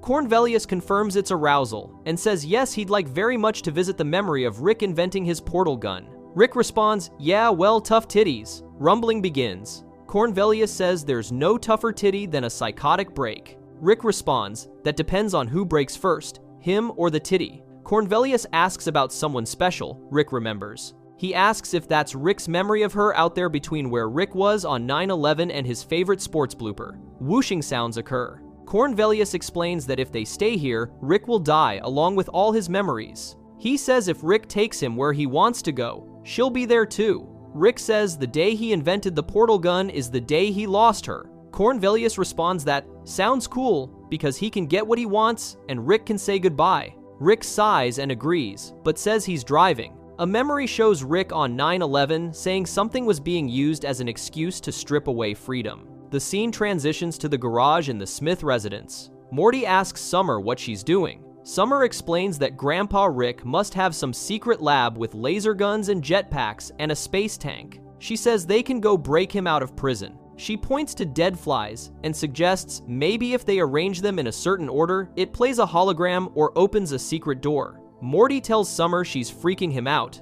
He says he knows things have changed a lot and she misses Rick, but getting him back wouldn't make things better. He adds they're not doing so bad. Summer insists they're miserable. She explains there's a mandatory curfew. Their weird calendar made her 47 years old, and they weaponized the Eiffel Tower. Morty responds that he likes being 35 because he can rent a car now. Summer tells him he sucks. She says he's been keeping his lips zipped about it since Grandpa got arrested. But the fact is, he's stoked to bail on Rick. Morty yells that Rick bails on everybody. He says, Rick bailed on their mom when she was a kid. He bailed on Tiny Planet. And in case Morty never made this clear to Summer, Rick bailed on her. He explains Rick left her to rot in a world he ruined because he doesn't care. Morty insists nobody is special to Rick, not even himself. He tells Summer if she really wants her grandpa back, grab a shovel because the one that won't let her down is buried in their backyard. Summer says Morty is right. Morty panics and says no, he's not right. He was using ghoulish overkill. Summer starts grunting as she digs. Thunder crashes. Morty yells, "Oh God," repeatedly. More thunder crashes. The scene transitions back into Rick's mind. Cornelius Daniel asks where they're going. Rick responds to the day it all began and ended, the moment that changed everything. A McDonald's drive-thru speaker welcomes them to McDonald's and asks if it can take their order. Rick says, yeah, he'd like to get a 10-piece McNugget and a bunch of the Szechuan sauce, like as much as they're allowed to give him. Rick explains that in 1998 they had this promotion for the Disney film Mulan, where they created a new sauce for the McNuggets called Szechuan sauce, and it's delicious. He says then they got rid of it and now it's gone. He explains this is the only place they're going to be able to try it, which is in his memory. Cornelius Daniel tells Rick he's doing this bit while his brain is melting. Rick says, okay, all right. Cornelius asks if that's Rick. Rick confirms it's him, and he used to wear blue pants. Zapping sounds occur. Cornelius asks when Rick made the leap to interdimensional travel. Rick says he didn't, then corrects himself and says he did. Whooshing occurs. Another Rick appears, calling himself Rick Prime. He says, well, if it isn't us. He explains the worst part about inventing teleportation is that suddenly you're able to travel the whole galaxy, and the first thing you learn is you're the last guy to invent teleportation. He says fortunately the other Rick is about to invent something much more powerful. Cornelius squeals. Young Rick asks what? The scene transitions to the Smith backyard. Thunder crashes. Morty tells Summer nobody has to know about what they found. He suggests they could put it right back and pretend they never saw it like they did with their dad's mannequin leg. Summer says fine, and tells Morty to stay there. She says she'll rescue Grandpa herself. Morty asks how she's going to do that. Summer says she doesn't know yet, and she'll make it up as she goes. She explains that's what Grandpa Rick does, and that's what heroes do. Morty says if Summer wants to see what a hero Rick is, he'll bring her somewhere. Conroy suddenly appears, saying, my goodness, children.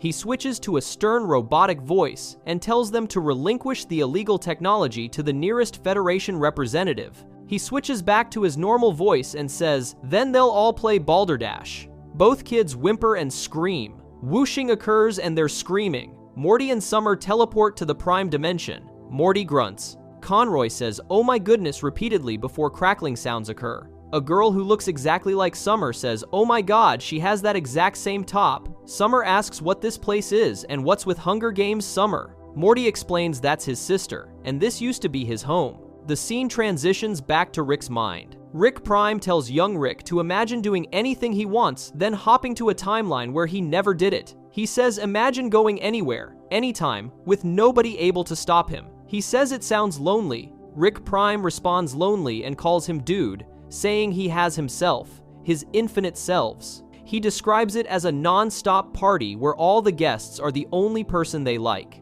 Rick Prime explains that young Rick thinks it's cool being the smartest man on Earth, but once they give him this technology, he becomes the smartest thing in every conceivable universe. The infinite Rick, a god. Young Rick responds, pass. Rick Prime asks, excuse me, and says, bro, Ricks don't pass on this. He asks who young Rick thinks he is. Young Rick responds, a different kind of Rick, he guesses. Rick Prime says they'll see how long that lasts. Whooshing occurs. A woman named Diane says she heard sci-fi noises and asks if Rick made a breakthrough. Young Rick responds, sort of, and says he just took a long look at himself and doesn't think this science thing is going to pay off. Diane asks why doesn't she get Beth and they'll go out for ice cream. Young Rick responds, that's the last great idea that will ever be had in this garage. The scene transitions to the Prime Smith residence. There's loud munching sounds. Summer comments on good roasted Cronenberg and says she assumes that's what they're eating.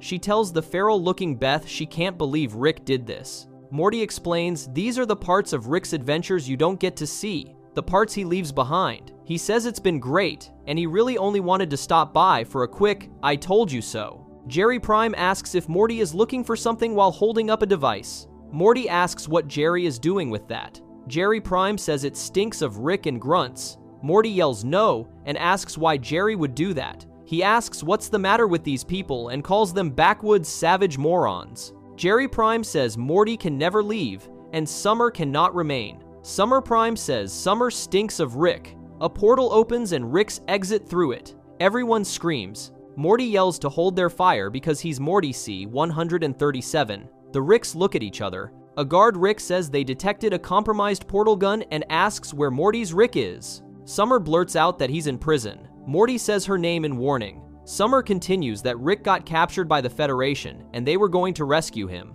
Guard Rick responds, "That's very troubling because they can't risk Citadel secrets falling into the Federation's hands." He says they'll dispatch SEAL Team Ricks immediately to break into the prison holding C-137. Summer cheers, booyah. Guard Rick continues and says they'll assassinate him. Summer asks Boo-nah questioningly. The scene transitions back to Rick's mind. A horn honks. Young Rick calls out to come on, girls, because the ice cream is going to melt. Cornelius Daniel is munching. A portal opens with whooshing sounds. A blinking ball falls through and starts beeping. Young Rick screams, "No!" The ball explodes, killing Diane and young Beth instantly. Cornelius Daniel says wow and comments this sauce is fucking amazing. He asks if Rick said it was promoting a movie while slurping. Young Rick is shown doing math, saying carry the 3, add a 2. He announces he got it, and he fucking got it. Young Rick opens a portal. Cornelius asks, "Whoa, and if that's it?" The portal gun. Rick confirms, "Yeah, that's the 3 lines of math that separates his life as a man from his life as an unfeeling ghost."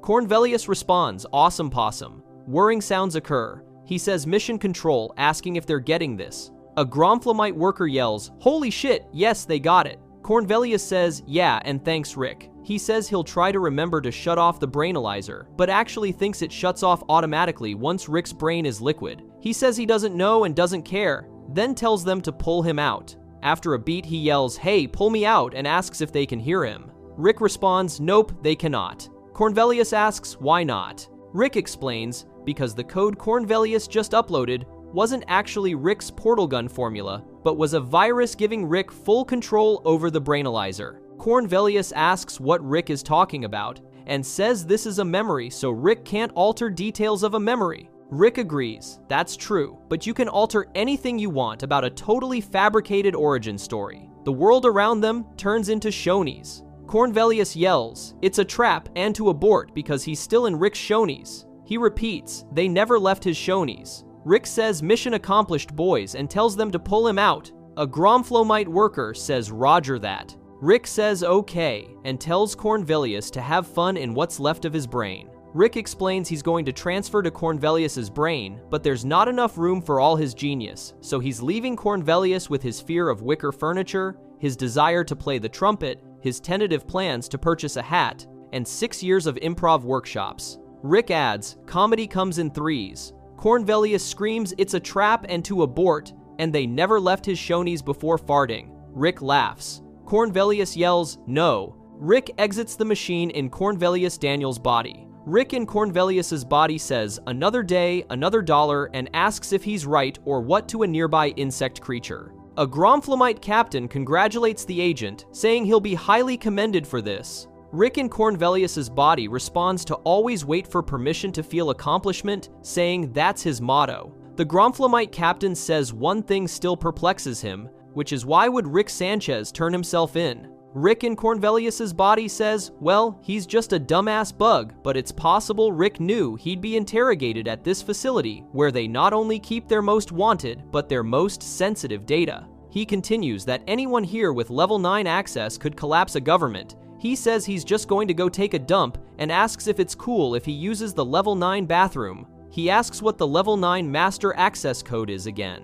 A Gromflemite worker responds, oh, that's easy, and starts to say 8-3. A SEAL Team Rick leader suddenly yells, yeah, and announces SEAL Team Rick's in the house. Screaming occurs. A Rick designated D99 says, hi Rick, bye Rick. Rick transfers his mind into D99.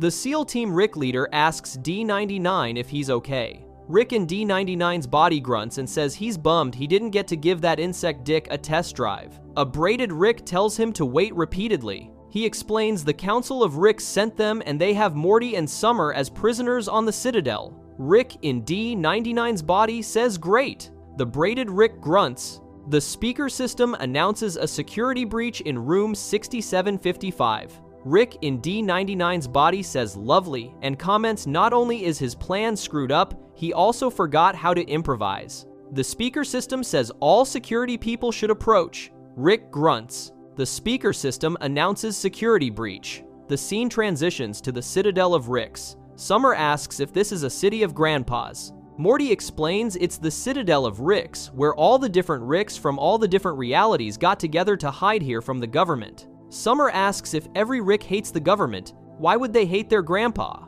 Morty responds, because Ricks hate themselves the most, and their Rick is the most himself. A guard Rick says not anymore homie, and explains SEAL Team Ricks turned his unibrow into 2 brows with a bullet. The guard laughs and repeats that their Rick is dead. The scene transitions to the Citadel Communications Center. A worker Rick tells his superior that Rick D99 is returning from the mission alone, and apparently SEAL Team Ricks suffered heavy casualties. The Commander-in-Chief Rick says to bring him in. Worker Rick says D99 will only talk to a Rick with higher clearance. Commander-in-Chief Rick responds la-dee-da and tells Worker Rick to give him that. He speaks into the communicator saying, D99, this is the Commander-in-Chief of the Citadel's militia. Rick in D99's body responds, good enough. Rick transfers his mind into Commander-in-Chief Rick. Rick in the Commander-in-Chief's body says D99 is a spy and to blow him up. He announces he's going to go take a shit.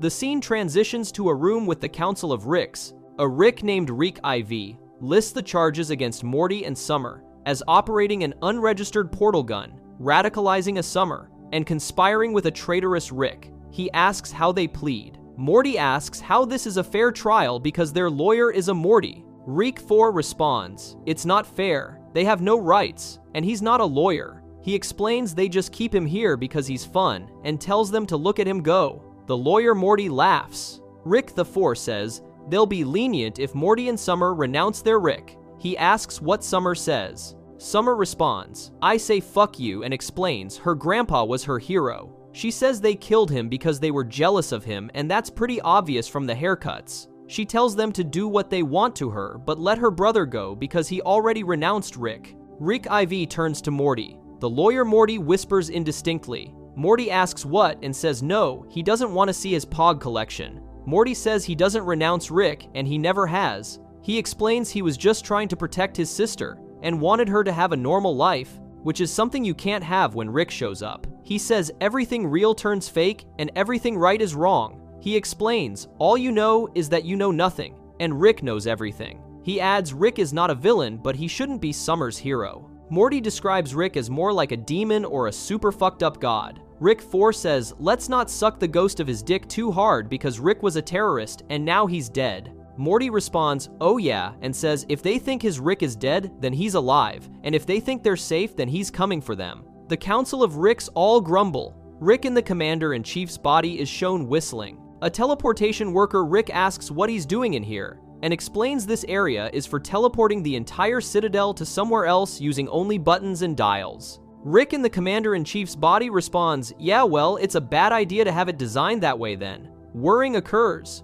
Screaming happens. The teleporter worker Rick asks what the fuck, and says they just teleported into a galactic federal prison. Rick in the Commander-in-Chief's body says he's going to go take a shit. An alarm starts blaring. The lawyer Morty yells order in the court and asks what the hell is happening. He says, oh my god. A kidnapped Morty is screaming. A random Rick says wait repeatedly. A hammerhead Morty yells whoa while screaming. A Rick designated Quantum Rick asks if the Citadel has been teleported to Federation space. He says it's doomed and this has to be C-137. He asks what they're going to do because they know Rick is coming for them. Rick 3rd tells everyone to calm down and explains they have Summer as a hostage. He says obviously he gets her and the others should play Rick Laser Scissors for the Morty. A Zeta Alpha Rick asks, what the hell is that? Rick in Quantum, Rick's body says payback. The Council of Ricks starts screaming. Rick rips off his uniform and shakes his hair to standard Rick hair. Summer yells, Grandpa Rick. Rick says, duh.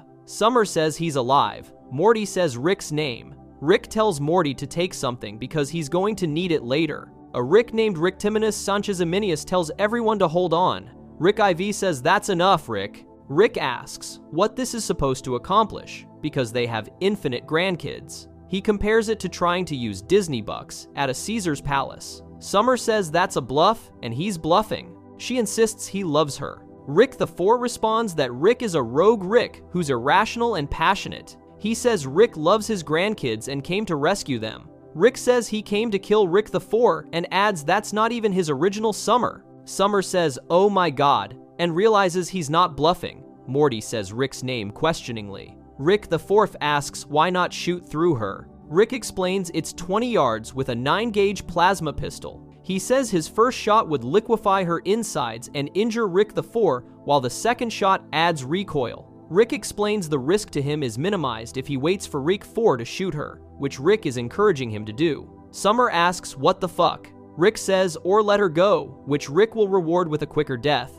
Rick Ivy insists it's because Rick loves her. Rick responds because it's incentive for Rick IV to give Rick his cleanest shot, which will be Rick IV's least painful death. Rick adds if Rick 4 wants to die slower than that, Rick is super into it. He explains all Rick 4 has to do to get that started is kill the girl. Summer yells she hates Rick. Rick responds, not an issue, sweetie. Morty yells, that's enough, and tells Rick to drop the gun. Rick tells Morty he knows Morty is too stupid to get this, but he's really fucking this up right now. Morty says he's not letting Rick let his sister die, and repeats for Rick to drop the gun. Rick insists he wasn't going to let her die, and calls Morty a fucking moron. Rick the laughs. Summer says, aw. Rick explains the point is Rick the Four thought Rick was going to let Summer die. Rick the Four confirms he totally did, by the way, and calls Morty a fucking moron. Summer calls Morty a fucking idiot. Rick agrees. Morty is a serious fucking idiot and says Morty basically killed them all.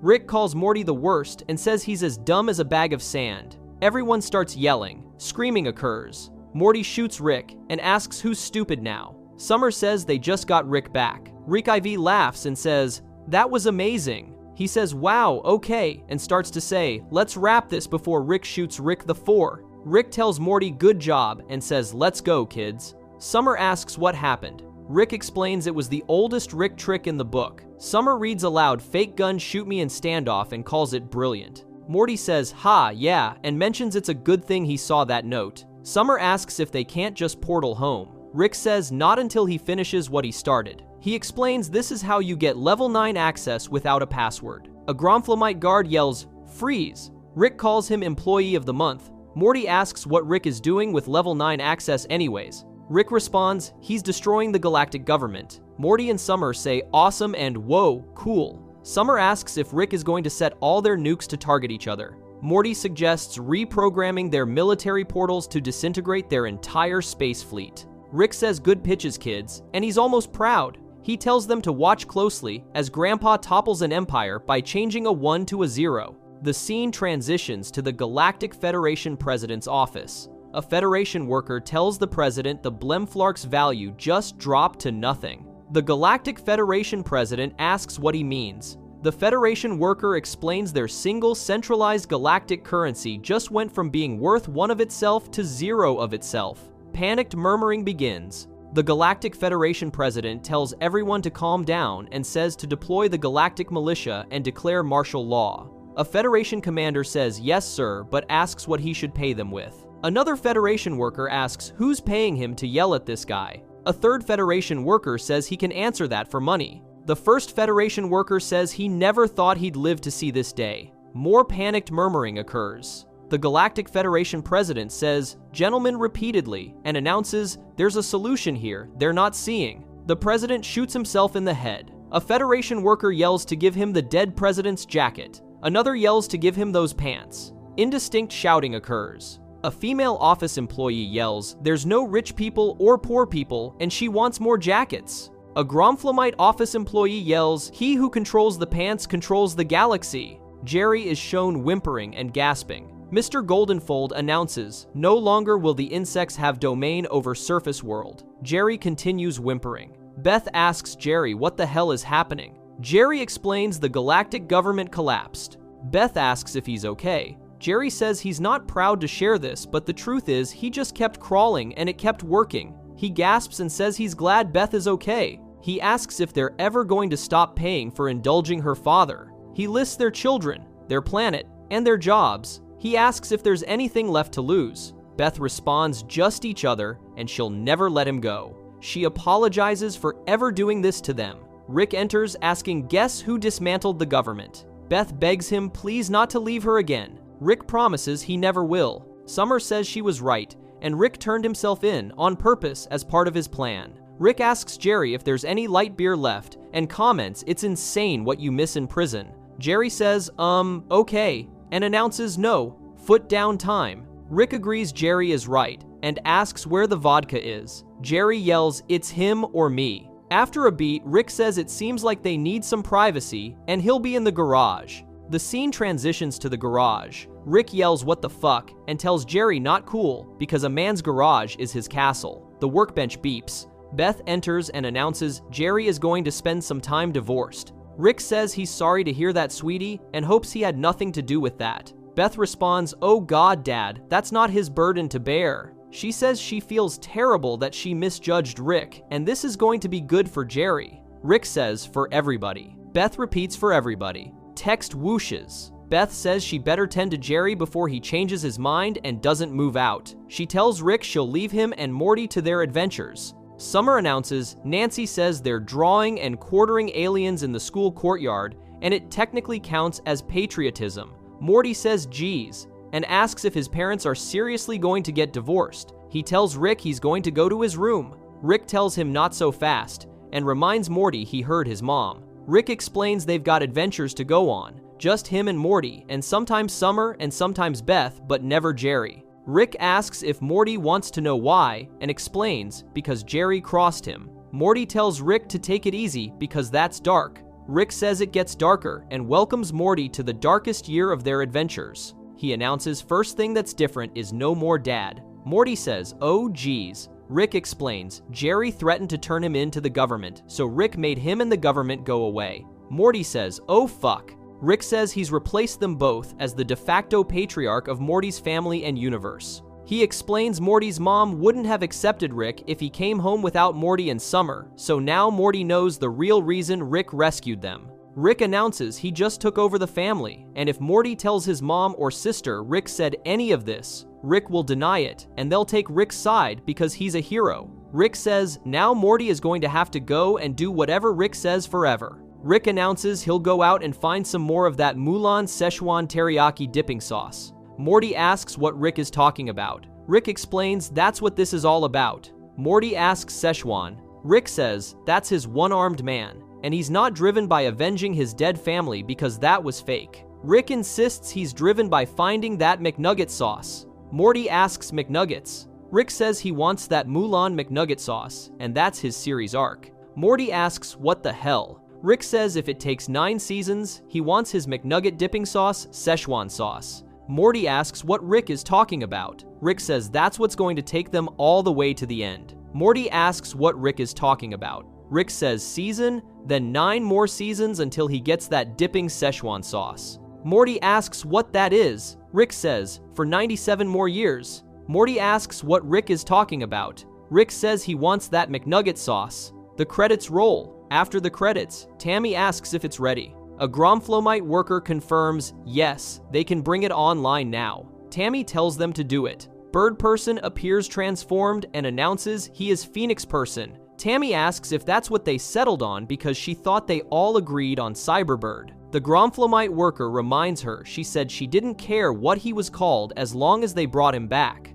Tammy responds, yeah, but Phoenix Person, and says fine, fuck it, who cares? Phoenix Person makes a bird sound. Before we move on, make sure to subscribe if you're enjoying this breakdown. Moving on to Rick Potion, number 9. The first time Rick and Morty permanently abandoned their original universe. Rick Potion number 9 marks the first time Rick and Morty permanently abandoned their home dimension, leaving behind an entire world they accidentally destroyed. The episode takes what starts as a typical teenage romance story and spirals it into a multiversal tragedy that fundamentally changes the show's premise. The episode begins at Harry Herpson High School, where Morty stands at his locker watching Jessica talk with her friends. Principal Vagina announces over the intercom that the annual flu season dance is happening that night, warning students with the flu to stay home because the event is about awareness, not celebration. Morty nervously approaches Jessica to talk to her, but Brad immediately steps in and shuts him down. Brad tells Morty to stay in his league and not bother someone as attractive as Jessica,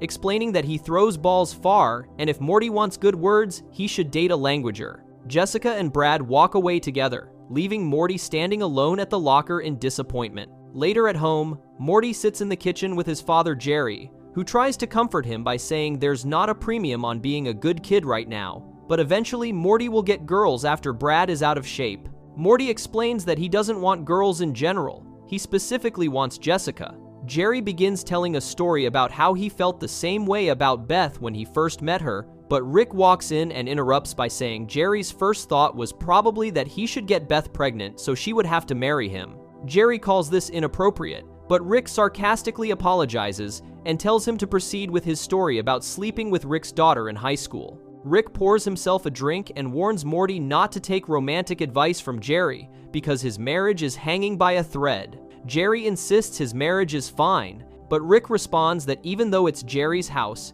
and he can say things are however he wants, a blind man could see that Beth is looking for the door. Morty asks Rick not to talk about his parents that way, but Rick launches into his perspective on love. He explains that what people call love is just a chemical reaction that compels animals to breed. It hits hard at first, then slowly fades, leaving people stranded in failing marriages. He tells Morty to break the cycle, rise above, and focus on science instead. After this conversation, Morty goes to Rick's garage, where Rick is working on his ionic defibrillator. Morty asks Rick about what he said earlier regarding love being a chemical reaction, and wonders if Rick could make some sort of chemical happen inside Jessica's mind to make her fall in love with him. Rick dismisses this as a poor use of his time that's beneath him and asks Morty to hand him a screwdriver. Morty refuses and gets angry, saying he's always helping Rick with various tasks, but Rick never helps him out. Rick sighs and says Morty is growing into a real thorn in his side.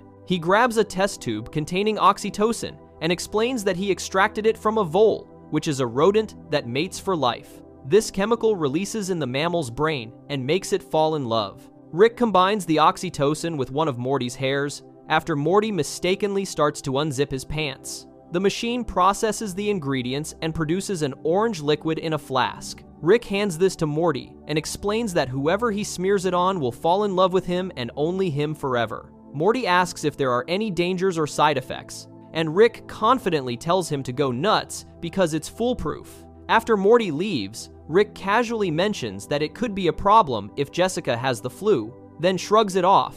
At the flu season dance that evening, Morty walks through the gymnasium where students are eating and dancing while a band performs a flu awareness rap. He sees Jessica with her friends and takes out the vial of love potion, pouring it onto his hand. He approaches Jessica and pretends to trip, wiping the potion on her arm. Jessica turns around and immediately becomes infected, telling Morty he looks really nice and pulling him close to her chest. She declares that she loves him so much it burns. Brad walks by with a drink and becomes outraged when he sees this, asking if Morty is bothering Jessica and shoving him. Jessica pulls Morty away and tells Brad to leave him alone because she's in love with Morty, adding that he's more man than Brad will ever be. Then Jessica sneezes, and the infected bacteria from her sneeze enters Brad's mouth. The green spheres of bacteria spread throughout Brad's body through his blood and nerves. Brad immediately changes his attitude and apologizes to Morty, hugging him and saying there's something special about him while squeezing his body inappropriately.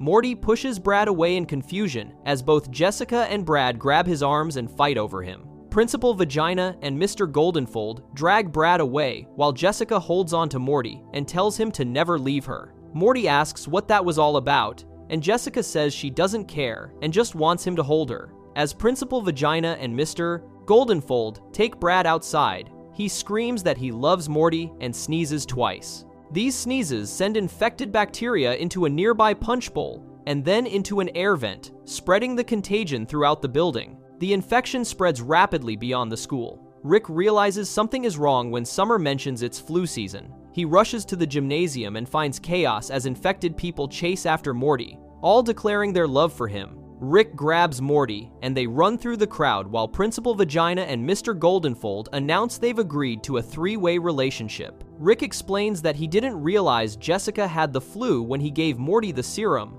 and now the love potion is piggybacking on the flu virus and has gone airborne. Morty panics and asks what they're going to do. Rick says he's already prepared an antidote based on praying mantis DNA, explaining that praying mantises are the exact opposite of voles because they mate once and then decapitate their partner in a gruesome ritual with no love involved. He mixed this DNA with a more contagious flu virus to neutralize the love potion. Rick also mentions that the serums don't work on anyone genetically related, so he's not interested in having relations with Morty. However, the antidote doesn't work as intended. The infected people transform into aggressive creatures who still love Morty, but now also want to eat him alive after mating with him. The situation escalates globally. News broadcasts show that the infection has spread worldwide, with reporters declaring their love for Morty and their desire to consume him. Jerry drives through town looking for his family, encountering infected people everywhere who attack anyone not interested in Morty. He arms himself with a crowbar and fights his way through the chaos.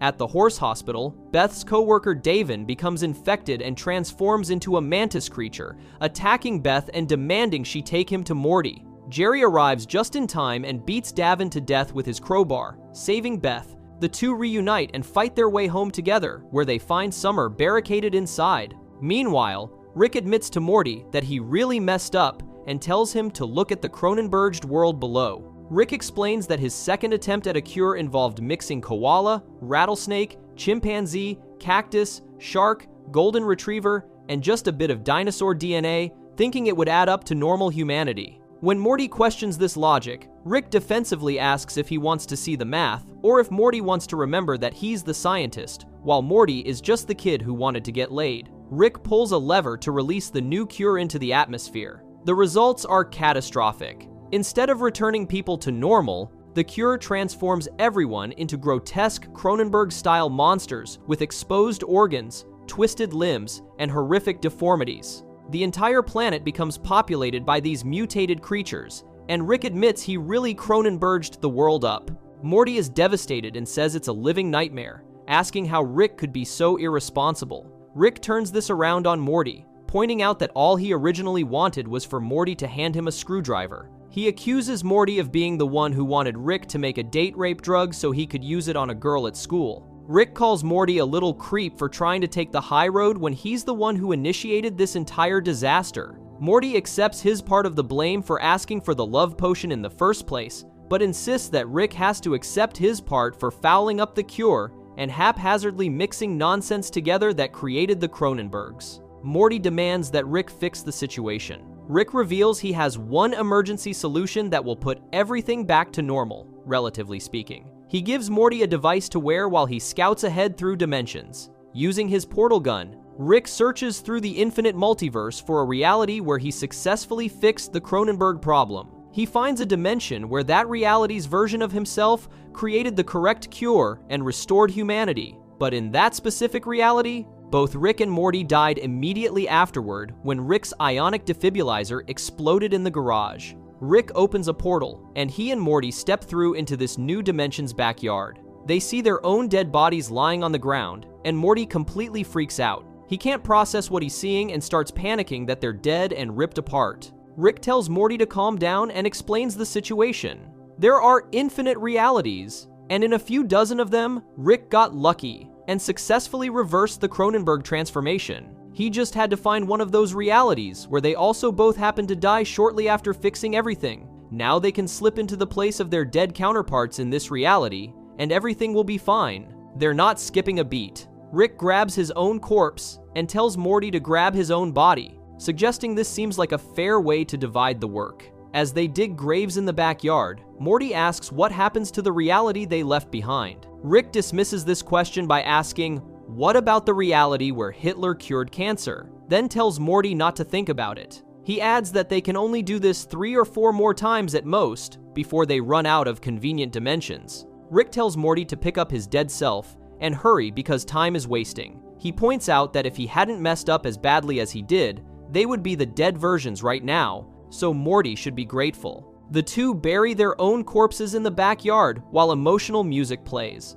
They then walk into the garage of this new dimension and seamlessly integrate into the lives of their dead counterparts. Nobody in this reality knows that the Rick and Morty they knew are dead and buried in the backyard, replaced by alternate versions from a destroyed dimension. Summer, Beth, and Jerry continue their lives completely unaware of what happened. Beth even comments that now that Rick and Morty are gone, referring to a period when they were away, she's finally happy, not knowing these aren't actually the same Rick and Morty she grew up with. The original Cronenberg dimension continues to exist without Rick and Morty. The Smith family survives in this apocalyptic wasteland, with Jerry, Beth, and Summer fighting off Cronenberg monsters. The episode ends with a scene showing that in another dimension where everyone was already Cronenberged from the start, that reality's Cronenberg versions of Rick and Morty travel to the dimension that our Rick and Morty just abandoned. They see a world where their cure backfired and turned everyone into regular humans, leaving them as the only Cronenbergs. They decide to make themselves at home in this reverse scenario. The episode establishes that despite the show's science fiction premise of infinite dimensions and unlimited do-overs, some consequences are permanent and irreversible. The original Smith family is abandoned in a monster-filled hellscape, and while they're shown to be surviving, they've lost both Rick and Morty forever from their perspective. The Rick and Morty viewers follow are living a lie, having stolen the lives of their dead alternate selves. This twist transforms the show from a simple adventure comedy into something darker, where the protagonists can escape their mistakes by literally running away to another dimension, but someone always pays the price. The episode doesn't treat this lightly. The final scenes show Morty clearly traumatized as he buries his own corpse, realizing the gravity of what they're doing. The emotional weight of replacing your dead self and living in a reality that isn't truly yours hangs over the ending, even as Rick dismisses the philosophical implications and tells Morty not to think about it. This first permanent abandonment of a universe sets the precedent that Rick's adventures have real costs that can't always be fixed, no matter how smart he is or how many dimensions he can access. Before we move on, make sure to subscribe if you're enjoying this breakdown. Moving on to Pickle Rick, which exists entirely so Rick can skip therapy. Pickle Rick represents one of the most elaborate schemes Rick has ever constructed to avoid emotional vulnerability, transforming himself into a pickle specifically to skip mandatory family therapy. The episode exposes how far Rick will go to dodge uncomfortable conversations about feelings, even when the evidence of his deception sits in plain view for everyone to see. The episode opens with Morty getting dressed in the bathroom, wearing an orange sweater vest, yellow dress shirt, and olive tie. He combs his hair in the mirror when he hears Rick calling his name from somewhere in the distance. Morty looks around confused, asking if Rick is far away or inside something. He checks various places, including inside his comb, wondering if everything is a camera.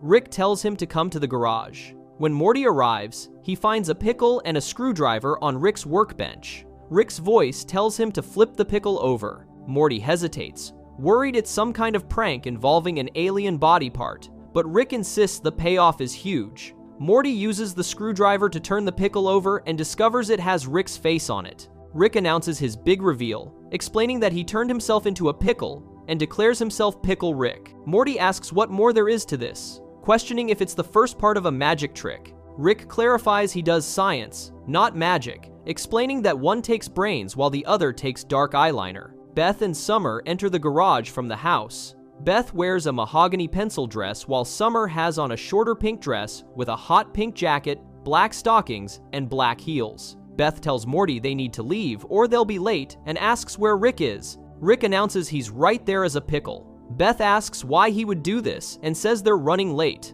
Rick asks where they're going, and Beth explains they have an appointment downtown that was set a week ago and agreed upon by everyone, including Rick. Rick acts surprised, claiming it totally slipped his mind, saying he's a pickle and doesn't know if he can make it. Morty directly accuses Rick of doing this on purpose to get out of family counseling. Beth tells Morty to stop, but Rick says he understands Morty's suspicion since he's misled him before. Rick asks Morty to turn him so they're making eye contact, then assures him he would never find a way to get out of family therapy, hoping his lack of fingers doesn't prevent the perception of his air quotes. Summer asks if Rick can just turn himself back into a human. Rick calls this a great question and explains that he did this to challenge himself. It could take hours or even days before he figures out how to return to human form. He suggests Beth could put him in a purse or pocket if she really needs him to go. Beth insists nobody needs anything and tells Rick to stay home and figure out how to stop being a pickle. This is when Morty makes the crucial observation that exposes Rick's entire plan.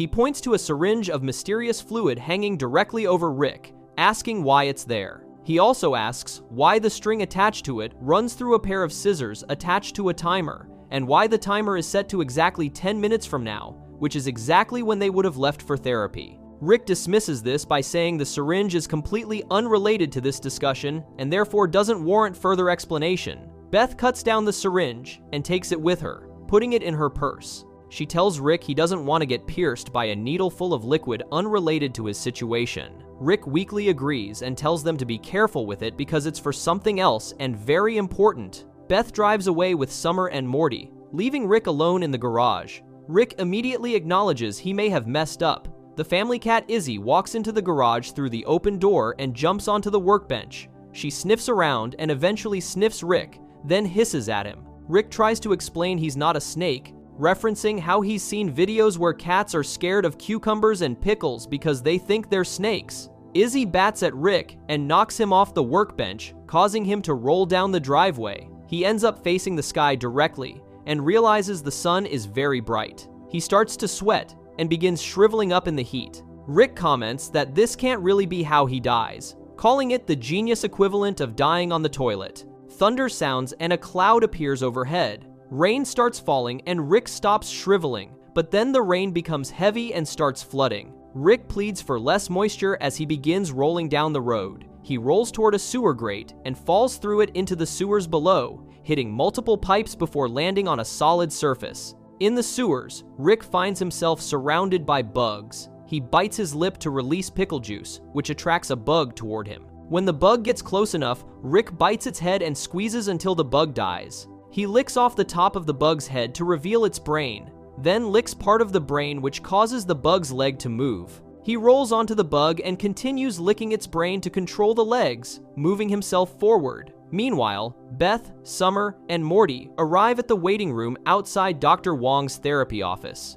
Summer complains that it's not even family therapy if their dad isn't invited and their grandpa won't come. She also questions what's courageous about eating a hot dog, referring to a motivational poster in the waiting room. Beth explains the family was ordered to get counseling by the school principal, even though the family wasn't the one huffing pottery glaze in the art room and wetting desks in history class. Mr. Goldenfold exits Dr. Wong's office and notices the Smith family. He mentions he's also a patient of Dr. Wong by order of the school. He asks how long they've been eating poop, and Summer clarifies they have never eaten poop, Mr. Goldenfold says he hasn't either, and wonders where his family went before leaving. Dr. Wong opens her door and invites the Smith family inside. She flips the motivational image to show another one of a nuclear family that reads, dedication. Once everyone sits down, Dr. Wong asks about the grandpa who might be joining them. Beth starts explaining that Rick got wrapped up in an experiment because he's a scientist working on an intergalactic science fiction level, saying his work is very important. Morty interrupts to say Rick turned himself into a pickle. Beth tells Morty she's talking and apologizes, calling this a good segue into their discipline cases. Dr. Wong asks if Grandpa turns himself into a pickle a lot. Beth responds with frustration, asking what kind of question that is. Dr. Wong clarifies the question wasn't designed to attack or hurt Beth in any way. Beth recognizes this as one of those types of therapists and explains her father has never turned himself into a pickle before, describing him as unpredictable and eccentric like the whole family. Dr. Wong opens the question to the whole family, asking why they think Grandpa turned himself into a pickle. Beth rolls her eyes at this. Back in the sewers, Rick has successfully attached bug limbs to his pickle body and manages to move around. He looks through a grate and rubs one of the bug arms against the bars. A rat appears behind the grate and starts scratching at Rick while screeching. Rick tells the rat he knows this is its world and not his, explaining that the sooner he can get out, the sooner he can go back to taking big dumps, and the rat can go back to eating them. The rat breaks open one of the bars and continues scratching. Rick maneuvers the rat into triggering a trap he constructs, which results in a sharp broken bottle falling on the rat's head and killing it. Rick picks up the rat's head, while more rats appear behind the bars, scratching at him. He insults the dead rat and puts its head onto a bottle cap that activates a machine. This machine lifts Rick up, removes his bug limbs, splits open the rat head to extract the brain, then nails the rat's body parts to Rick's pickle body. A needle connects the brain to the limbs, giving Rick control over them. He runs toward the other rats and begins killing them using weapons he constructed from office supplies he finds in the sewers. At Dr. Wong's office, Beth argues that she didn't say her father is perfect, but that his work is important. Summer points out that what's important is that Grandpa lied to Beth to get out of coming to therapy. Beth insists he did not lie. Dr. Wong suggests they do an experiment since this family values science. She asks everyone to raise their hand if they feel certain they know what was in the syringe. Nobody raises their hand. She then asks them to raise their hand if they know for certain the syringe does not contain anti-pickle serum. Beth begins to raise her hand but stops herself. Dr. Wong points out that Beth's hand did a little thing there. Beth asks if Dr. Wong really doesn't see what's happening. Dr. Wong tells her to explain. Beth accuses Dr. Wong of having a racist name and claims Morty and Summer are using the therapist's arbitrary pickle obsession as a way to avoid what was supposed to be their therapy. Dr. Wong responds that she thinks the pickle incident is actually a better path than any other to the heart of the family's dysfunction. She explains that she thinks it's possible Beth and Rick have a very specific dynamic that doesn't reward emotion or vulnerability and may actually punish them. She suggests this dynamic eroded Beth's marriage and is infecting the kids with a tendency to misdirect their feelings. After a short pause, Beth responds by saying an obscenity to Dr. Wong. Morty and Summer react with shock, and Beth directs the same response to both of them. Rick continues his adventure through what turns out to be some kind of foreign agency building. After fighting through rats and constructing elaborate weapons and traps using office supplies, he flies out of a toilet using a jetpack he built. He emerges into a bathroom and starts running through the building looking for an exit. He tries to reach the elevator buttons but can't, so he sets up a series of objects, including a garbage can and potted plant that he uses to parkour up to the buttons. When the elevator arrives, 3 men in black suits with earpieces stand inside. They notice Rick and gasp in shock. Rick tells them he just needs to find the nearest exit. The men point their guns at him, and one yells something in a foreign language into his earpiece. All 3 start shooting at Rick, who runs away while they chase him. Rick wonders whose toilet he just came out of. The scene transitions to show the building's exterior, which is a large light brown building with a stone fence and many guards surrounding it. An alarm blares and guards run around the building's roof. In the surveillance room, the 3 agents wait while the agency director slams open the door, asking what happened. One agent reports it's a pickle, a rat, or both. Another says it claims to be a scientist. The director asks where it is, and an agent explains it's using air ducts and mail tubes to get around,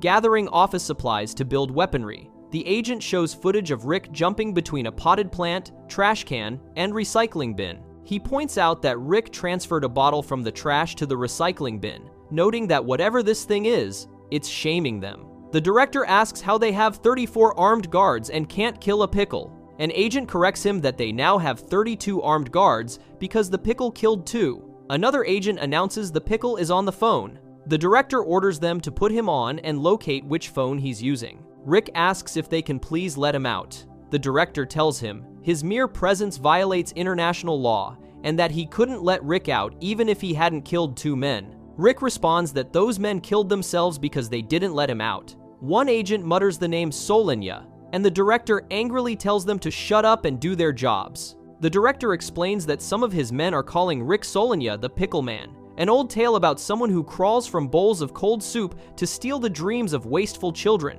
The agents locate Rick's position in room 304 and prepare to breach. 6 agents storm the room, but Rick has set elaborate traps. The first agent is killed by a needle swung by a pulley system activated when he opens the door. 2 more agents fall through the floor onto spikes. The 3 remaining agents shoot at a decoy pickle until it's completely destroyed. One agent announces they got him, but then they discover a computer showing Rick was making the call through an internet line. Rick's voice says he doesn't care about their children and won't take their dreams, but he will take their parents. The computer receives an explosion through the internet line and blows up, sending the agents flying. Rick emerges from an air duct holding a device he built. He shoots a laser that burns a hole through 3 agents' heads, killing them. 3 more agents come around the corner, and Rick shoots another laser that chops off their ankles. He runs away as his image appears on multiple monitors in the surveillance room. The agency director decides to release someone named Jaguar from a locked room. He tells Jaguar he can stay dead to the world and die in that room,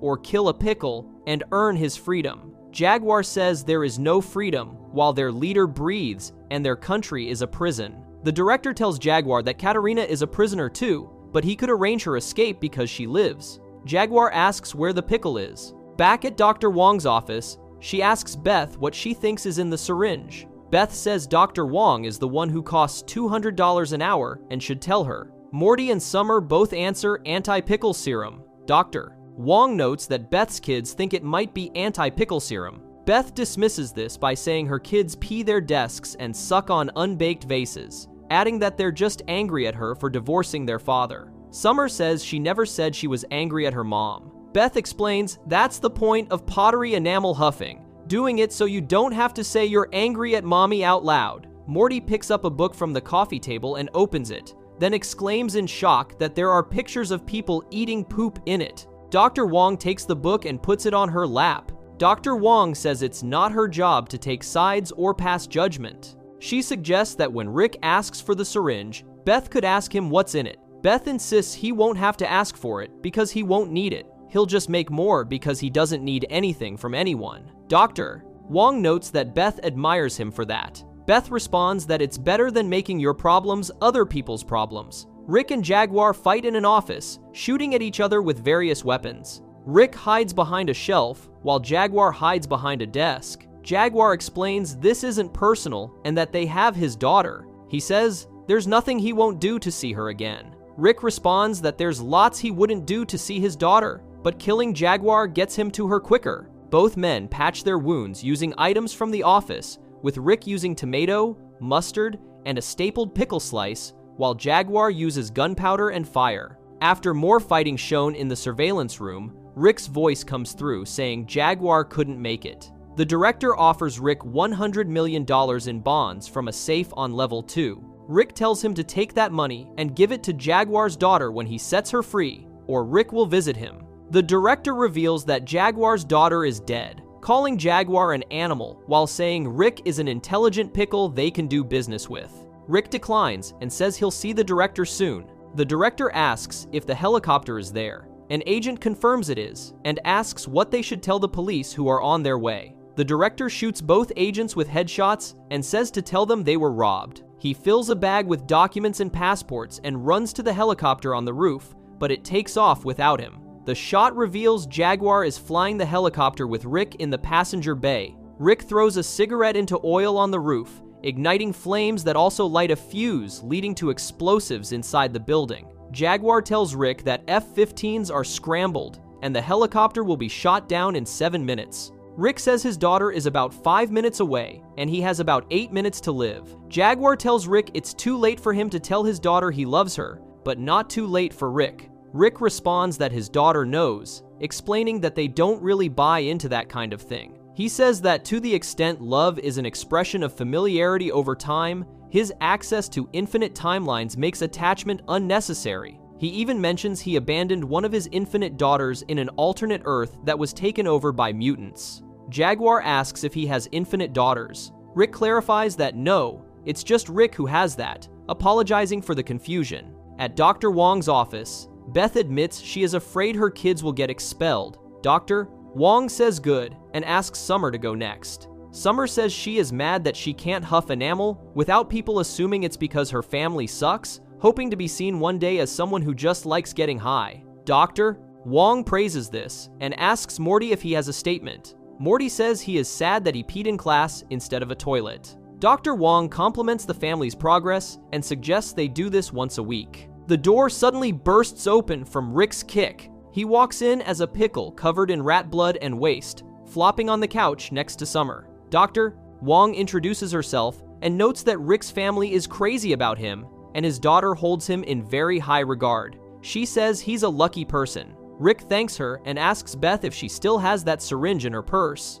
Beth looks to Dr. Wong, who nods at her to proceed. Beth looks back at Rick and says she would like him to tell her what's in the syringe. Rick explains it's a serum he needs to stay alive. He says he's had a rough day and sustained a lot of damage, adding that he's pretty close to death, which the serum will prevent. Dr. Wong clarifies that it will change him from a pickle to a human. Rick confirms yes. Dr. Wong asks why he lied to his daughter. Rick answers so he wouldn't have to come here. She asks why he didn't want to come. Rick delivers a lengthy explanation about not respecting therapy because he's a scientist. He invents, transforms, creates, and destroys for a living. When he doesn't like something about the world, he changes it. He doesn't think going to a rented office in a strip mall to listen to some agent of averageness explain which words mean which feelings has ever helped anyone do anything. He thinks it's helped a lot of people get comfortable and stop panicking, which is a state of mind valued in the animals we eat,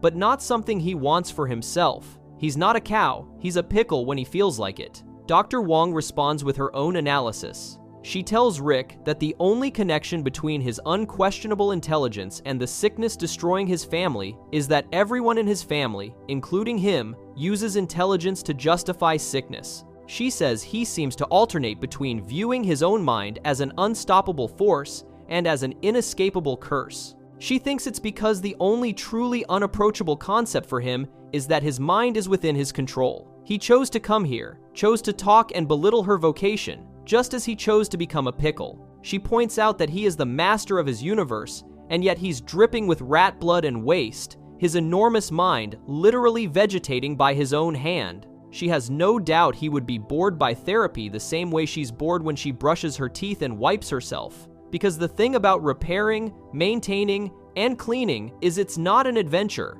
There's no way to do it so wrong you might die. It's just work. The bottom line is, some people are okay going to work, and some people would rather die. Each person gets to choose. After a few silent moments, Dr. Wong's watch beeps and she says their time is up. She gives them her card and hopes to hear from them again. In Beth's car afterward, Rick apologizes for lying to get out of the thing, admitting he shouldn't lie to Beth. Beth says it's fine and thanks him, agreeing he shouldn't lie, but hoping he knows that's not what the session was supposed to be about. Rick says he knows it was about Morty peeing his pants and Summer snorting glue. Beth laughs and corrects him that Summer huffed enamel, and they never even talked about it. Rick comments there was so much more at stake, calling the therapist a monologuist. Summer asks if they're going to go back. Rick asks if he can get the syringe now. Beth realizes she forgot and apologizes, saying he must be in agony. Rick says it's okay and injects himself, transforming back into a human while coughing up pickle brine. He immediately starts complaining about therapists. Beth agrees they're a weird breed. Rick says he missed having hands, blood, and a stomach, then suggests they should get a drink. Beth asks if he means go somewhere. Rick says yeah, they should drop the kids off and go tie one on. Beth enthusiastically agrees. Morty quietly says he liked Dr. Wong, but nobody responds to him. Beth asks Rick if he's thinking Smokey's Tavern or maybe Shoney's. Rick says either one is fine. The episode proves beyond doubt that Rick specifically turned himself into a pickle to avoid therapy. The timer connected to the syringe would have automatically reversed the transformation exactly when the family left for their appointment, allowing Rick to claim the transformation was temporary and unrelated while never having to attend the session. When caught in this deception, Rick constructs an absurd adventure, fighting through a foreign agency building, rather than admit he's afraid of vulnerability and emotional honesty. Even after Dr. Wong directly confronts him about this pattern and explains how his avoidance is destroying his family, Rick immediately deflects by suggesting he and Beth go get drinks instead of processing what just happened. The episode demonstrates that no amount of genius or interdimensional travel can help someone escape from themselves, and that Rick would literally rather be a pickle covered in rat waste than spend an hour discussing his feelings. His elaborate escape plan reveals the depths of his fear of emotional exposure and his willingness to endanger himself rather than face uncomfortable truths about his relationships and behavior. Before we move on, make sure to subscribe if you're enjoying this breakdown. Moving on, we have Fear No Mort, which turns Morty's deepest fear into a long, slow reveal. Fear No Mort transforms what appears to be a simple scare attraction into a devastating exploration of dependency, revealing Morty's deepest fear through layers of deception that fool both him and the audience. The episode begins with Rick and Morty at a carnival of nightmares, where nothing scares them anymore because they've seen too much across the multiverse. A mysterious, well-dressed man approaches them and asks if he heard them wishing for some good old-fashioned scares. Morty responds that he more wishes the man wouldn't eavesdrop, and they ask who he is and whether his suit means he works at the carnival or specifically doesn't work there. The man identifies himself as a fellow connoisseur of fear who is originally from Earth. He tells them that Earth is home to the single scariest place in the galaxy and offers to show them. Rick says they were headed that way anyway and tells the man to take a left. The man says they're almost there, and Rick clarifies they know where Earth is. The man explains that for guys like them who have seen it all, there are only a few real fears left to conquer, and one of them is right down here. They arrive at a Denny's restaurant. Rick and Morty react with confusion and mild annoyance, saying this is punching down and that Denny's is a nice chain that gives people starchy food when they're up late. They call it a hack joke. The man insists this is the place and wishes them good luck, saying he's going to get himself a slam. Rick and Morty realize he just wanted a ride and that he certainly took them for one. They decide that since they're already there, they might as well go inside. They order an extensive meal, including a lumberjack slam, grand slamwich, pancake puppies, slam burger, 2 milkshakes, and cheddar tots. The waitress tells them to let her know when they want their check and mentions that if they're here for the hole, it's in the men's bathroom. They ask what she means by the hole, and she repeats that it's the fear hole in the men's bathroom. Rick and Morty enter the bathroom and find a hole in the floor. They comment that it's definitely a hole and wonder if the dark material around it is hair or seaweed, noting how it circles the whole rim. Rick speculates whether you're supposed to jump in without touching the sides and if there are spikes on the bottom. Morty suggests they don't want people to just go in there and die, because what kind of business would that be? Rick points out they're not drowning in money since they still have a built-in television with a VCR. They notice the carnival man from earlier on a small screen. Morty realizes the man gets a kickback from bringing people here. On the screen, the man welcomes them to the hole and explains how it works. You jump in, the hole manifests your greatest fear. You conquer that fear and come out fearless, and you get your picture on the wall. Rick asks what the hole gets out of it. The man explains it's like those fish that nibble dead skin off your feet. The hole eats fear. You win and it wins. He tells them to have fun and enjoy the hole. Rick and Morty notice there are only 3 photos on the wall, despite the place apparently being here since VHS tapes existed. Morty mentions his tots are getting cold and asks Rick if he doesn't want to do it. Rick asks if Morty wants to do it. Morty points out that it says it takes away your greatest fear. Rick explains that his greatest fear is trusting a gross hole to conquer his fear, and he conquers that fear by walking away. Morty says fine, then suddenly jumps into the hole. Rick yells that Morty is a little turd and jumps in after him. They both scream as they fall and land in what appears to be a horror scenario. A creature threatens to rip out their spleens and feed them to their husbands. Rick and Morty run away, with Rick commenting that they'd better run before it figures out what a husband is. Rick finds himself without a gun and realizes the hole thinks he's scared of not having one. He quickly defeats the threats and declares fear conquered, showing off his gains and calling for Morty to leave. They emerge from the bathroom, both having apparently soiled themselves from fear. Rick tells Morty to check out his gains, and they celebrate together, talking about what an intense ride it was. They discuss getting their picture on the wall. When they return home, Beth comments that they both smell terrible. Rick proudly announces that he and Morty soiled their pants and are the 2 newest members of the Hole Club. Summer reacts with disgust, but then something shocking happens. A bomb almost kills her, and dying men tell Rick to take care of their wife. Suddenly, Diane, Rick's deceased wife, appears in the living room, looking young and confused. She asks where she is and who these people are. Beth realizes this is her mother, but young, asking Rick what's happening. Rick appears shocked as Diane asks why he's old. Summer demands Rick say something. Rick and Morty look at each other and simultaneously realize they're clearly still in the hole. They explain to each other that they never left the hole, and part of the hole is thinking you left so it can really dig into you. They realize you can't really be scared of anything if you know you're still in the hole. The family asks what they're talking about and why dead grandma is alive in their living room. Diane asks Rick why he's old, and Rick says these are all great questions. He tells everyone to get reacquainted while he and Morty grab some equipment. Morty asks if they're sure this isn't a double mislead where they went into a generic fear hole and then coincidentally came home to find Diane there. Rick confirms that's his wife from the day he lost her. Morty asks what this has to do with him. Rick thinks he's figured it out, explaining that Morty's greatest fear is Rick getting Diane back and being happy again because then Rick won't need Morty. He points out how scared Morty is getting just talking about it. Morty denies being scared and says he's insulted, asking what kind of backhanded theory that is. Rick admits Morty is right, and they can't know for sure until he gets more data. Rick suggests the family catch up over ice cream. Rick works on de-aging himself to match the age he was when Diane died. He asks Diane what she thinks, suggesting 45 or younger.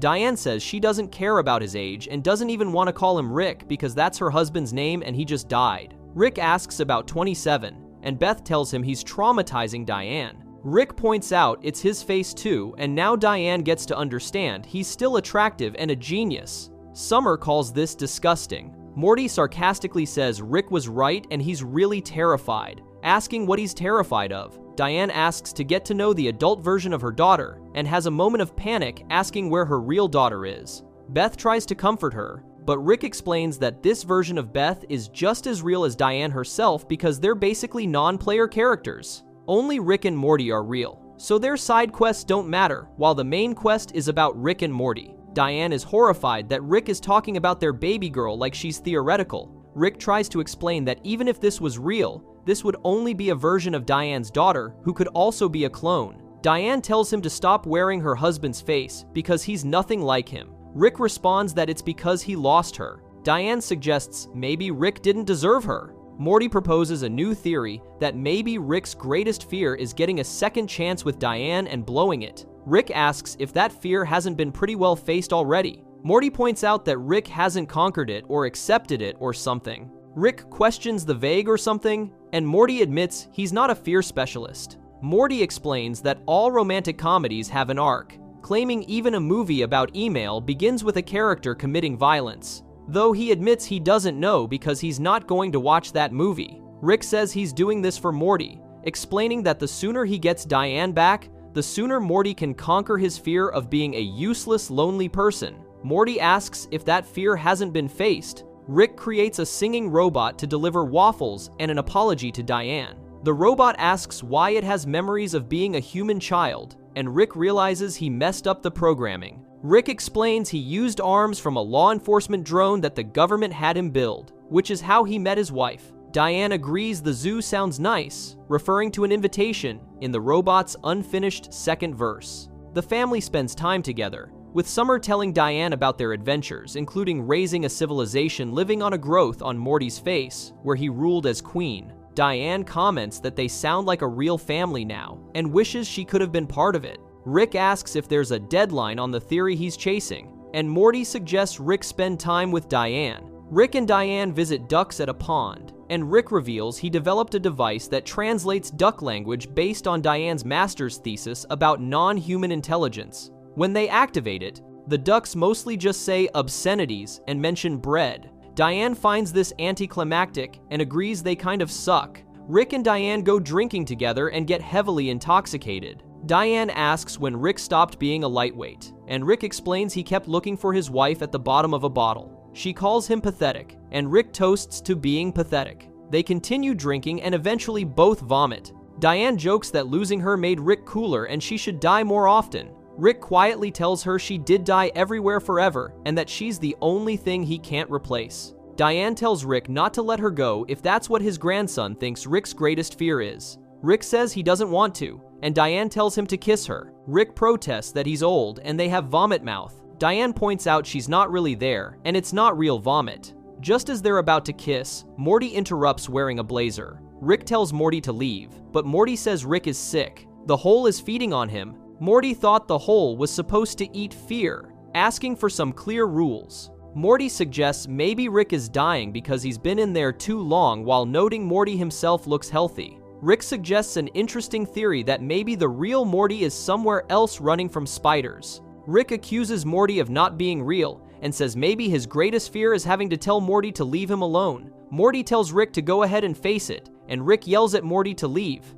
Diane enters wearing a nice outfit and asks Rick if he's ready to go to an entertainment venue. Rick tells Morty that here's a theory for him, suggesting Rick is afraid of watching Morty die. He tells Morty to stop watching. Morty declares this is his worst nightmare and asks the hole to let him leave. Morty finds himself in an empty Denny's and sees the well-dressed man sitting in a booth. Morty asks if he's the hole, the hole's promoter, or the hole's intern. The man asks if there's a hole there, and Morty says he's supposed to go in and be shocked that there's either a hole or no hole. asking what difference it would make. The man comments that Morty is hard to scare and asks about Rick. Morty suggests the hole will consume Rick forever because his big secret is having the most fear. The man says they can certainly say Morty isn't afraid to be reductive, doubting Rick has more fear than the average person at a Denny's. A customer takes offense to this. The man apologizes and says Rick seems pretty brave and certainly isn't afraid to die. He suggests maybe that makes Rick's fear extra delicious. Morty asks if Rick is scared of love, and the man responds that everyone is scared of love, and you learn that in your 20s. It takes a very rare, very powerful being to be terrified of happiness. Morty calls this dumb, and the man says Morty is dumb, which is why he's not scared to be happy. The smarter you are, the more you know happiness is a trap that can't last forever. The man explains that if you meet the love of your life, it's still going to end inevitably, whether by disease, accident, the slow reshaping of incompatible personalities, or maybe just the right stranger saying the right things at the right time. Happiness always ends. Best case scenario is dying at the same time. The man says the hole can't just let Morty go, because if Morty leaves, he'll take Rick away. He tells Morty not to worry because Rick will die before accepting happiness. After that, they'll chase Morty with clowns or something simple. But Rick is delicious and going to die just like Diane. A waitress interrupts to tell Morty he's been in the booth too long and one coffee isn't enough. Morty agrees that's fair and asks to split pancake puppies. The waitress firmly declines. Morty tries to leave the booth but finds his family members, who all claim to not be real. Morty realizes if that's true, then they should deal with the situation. Beth agrees and attacks Morty. Morty runs away screaming. Morty escapes into a hallway and starts deliberately scaring himself, screaming in terror. Rick appears and asks what Morty is doing. Morty explains he's being scared. The man's voice comments that Morty is the one scaring him. Rick appears distressed and says what Morty is doing isn't okay or normal. Morty declares that his greatest fear is not being accepted, and the man's voice confirms it should be, and Morty needs to fear it much more. Morty says he can do that, and floods the hallway with traumatic memories. He recalls being told a list he made was incomplete. He remembers being told nobody at school would touch or speak to him ever. He remembers someone suggesting taking a photo to send to friends. He recalls a school play crisis where he volunteered to perform despite not proving he knew the lines, with the New York Times planning to attend. Rick and Diane continue their date as Morty performs naked in the school play, looking sick and dying. Rick realizes Morty is trying to monopolize the hole. Diane asks Rick what's happening. Morty collapses on stage, naked and barely alive. Rick tells Diane his greatest fear is letting her go. Diane tells him that's a good fear to keep because if he doesn't, he'll kill her again. Rick says he knows, but he doesn't have to kill Morty too. Diane asks how Rick knows Morty is even real, making a crude comment about Morty's appearance. Rick says goodbye to Diane and leaves. He appears on stage and tells a DJ to drop a beat because they need to conquer a fear. Rick begins performing a deliberately embarrassing rap song about Morty while both are on stage. He raps about not knowing how to rap and includes absurd lyrics. The performance ends with applause. The theater director calls it an astounding feat of personal bravery, noting that nudity always makes theater serious and good. He asks how they feel. Morty says accepted, and Rick says pathetic but happy. They realize they conquered their fears. However, Rick suddenly looks sad, and Morty says he's afraid of being responsible for Rick's sadness, which means they might still be in the hole. Rick admits he's definitely afraid of Morty knowing anything before him, confirming they're still trapped. Rick demands Morty tell him his actual fear so they can conquer it and escape. Morty points out that he just crucified himself to save Rick from his whole wife, asking if Rick thinks Morty is the one with unresolved fears. Morty says he ought to be afraid they'll never escape because Rick will never admit he's afraid. They collapse again. Rick asks if that conquered it and how they're supposed to know. Rick says this is real and he can tell. Morty asks if Rick isn't afraid he could be certain about something and still turn out to be wrong, causing them to collapse again. Rick calls Morty a cowardly person. They find themselves back at the Denny's table, complaining about an $8 side of bacon. Rick says it's a symptom of larger economic concerns. The waitress asks if they're done. Morty asks if Rick is afraid of the hole itself at this point. Rick gasps, and Morty swears that if they're still climbing out 2 seasons from now,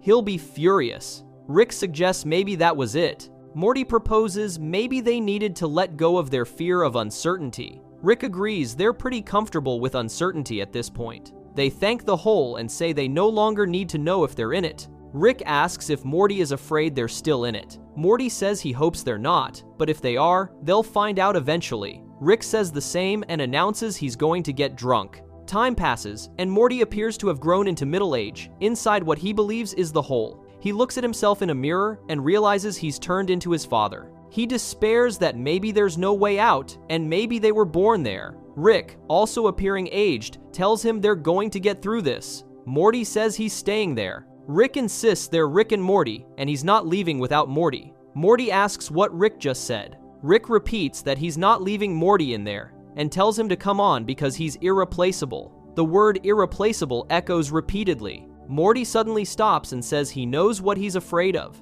He's afraid Rick would never say that in real life. He's afraid that if he jumped into a hole, Rick wouldn't even bother jumping in after him and would just stand there and watch. Morty realizes this entire experience has been about him alone. He asks the Rick in front of him if he's even in the hole at all. The fake Rick transforms into the hole's entity and thanks Morty for visiting the fear hole, saying his fear of relying on Rick has been delicious. Morty looks at the being in shock and horror. The real Rick's voice calls out asking Morty how it was and if it was spiders. Morty emerges from the bathroom, realizes Rick is standing outside, and asks if Rick didn't go in at all. Rick explains it's a one-person ride and you can't face two fears at the same time. If his fear was fire and Morty's was water, the hole couldn't work for both. Morty processes this and says it really is fine, noting he seems a little less burdened. Morty asks Rick if he's irreplaceable. Rick responds by asking Morty to define irreplaceable. Morty accepts this answer and says he's back.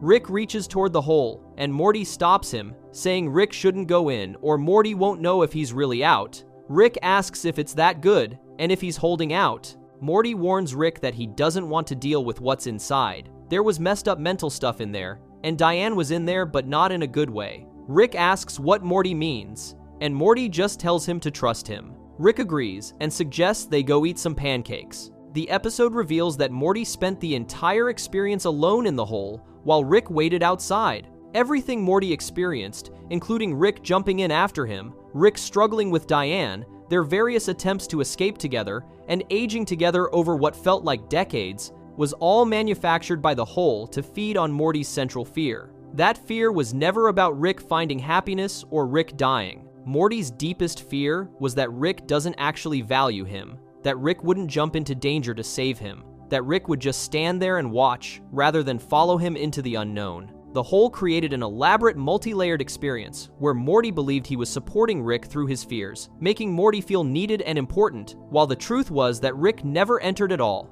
The slow reveal happens through the multiple false endings, where Morty keeps thinking they've escaped, each one teaching him something about fear and uncertainty, until the final devastating realization that he was alone the entire time, facing his fear of being disposable to the person he depends on most. When Morty emerges and asks if he's irreplaceable, Rick's non-answer, asking Morty to define the term rather than giving reassurance, confirms that Morty's fear has legitimate foundation in reality. Yet Morty accepts this because conquering the fear meant accepting the uncertainty rather than needing absolute validation. If you enjoyed the video, make sure to subscribe, and I'll see you in the next video.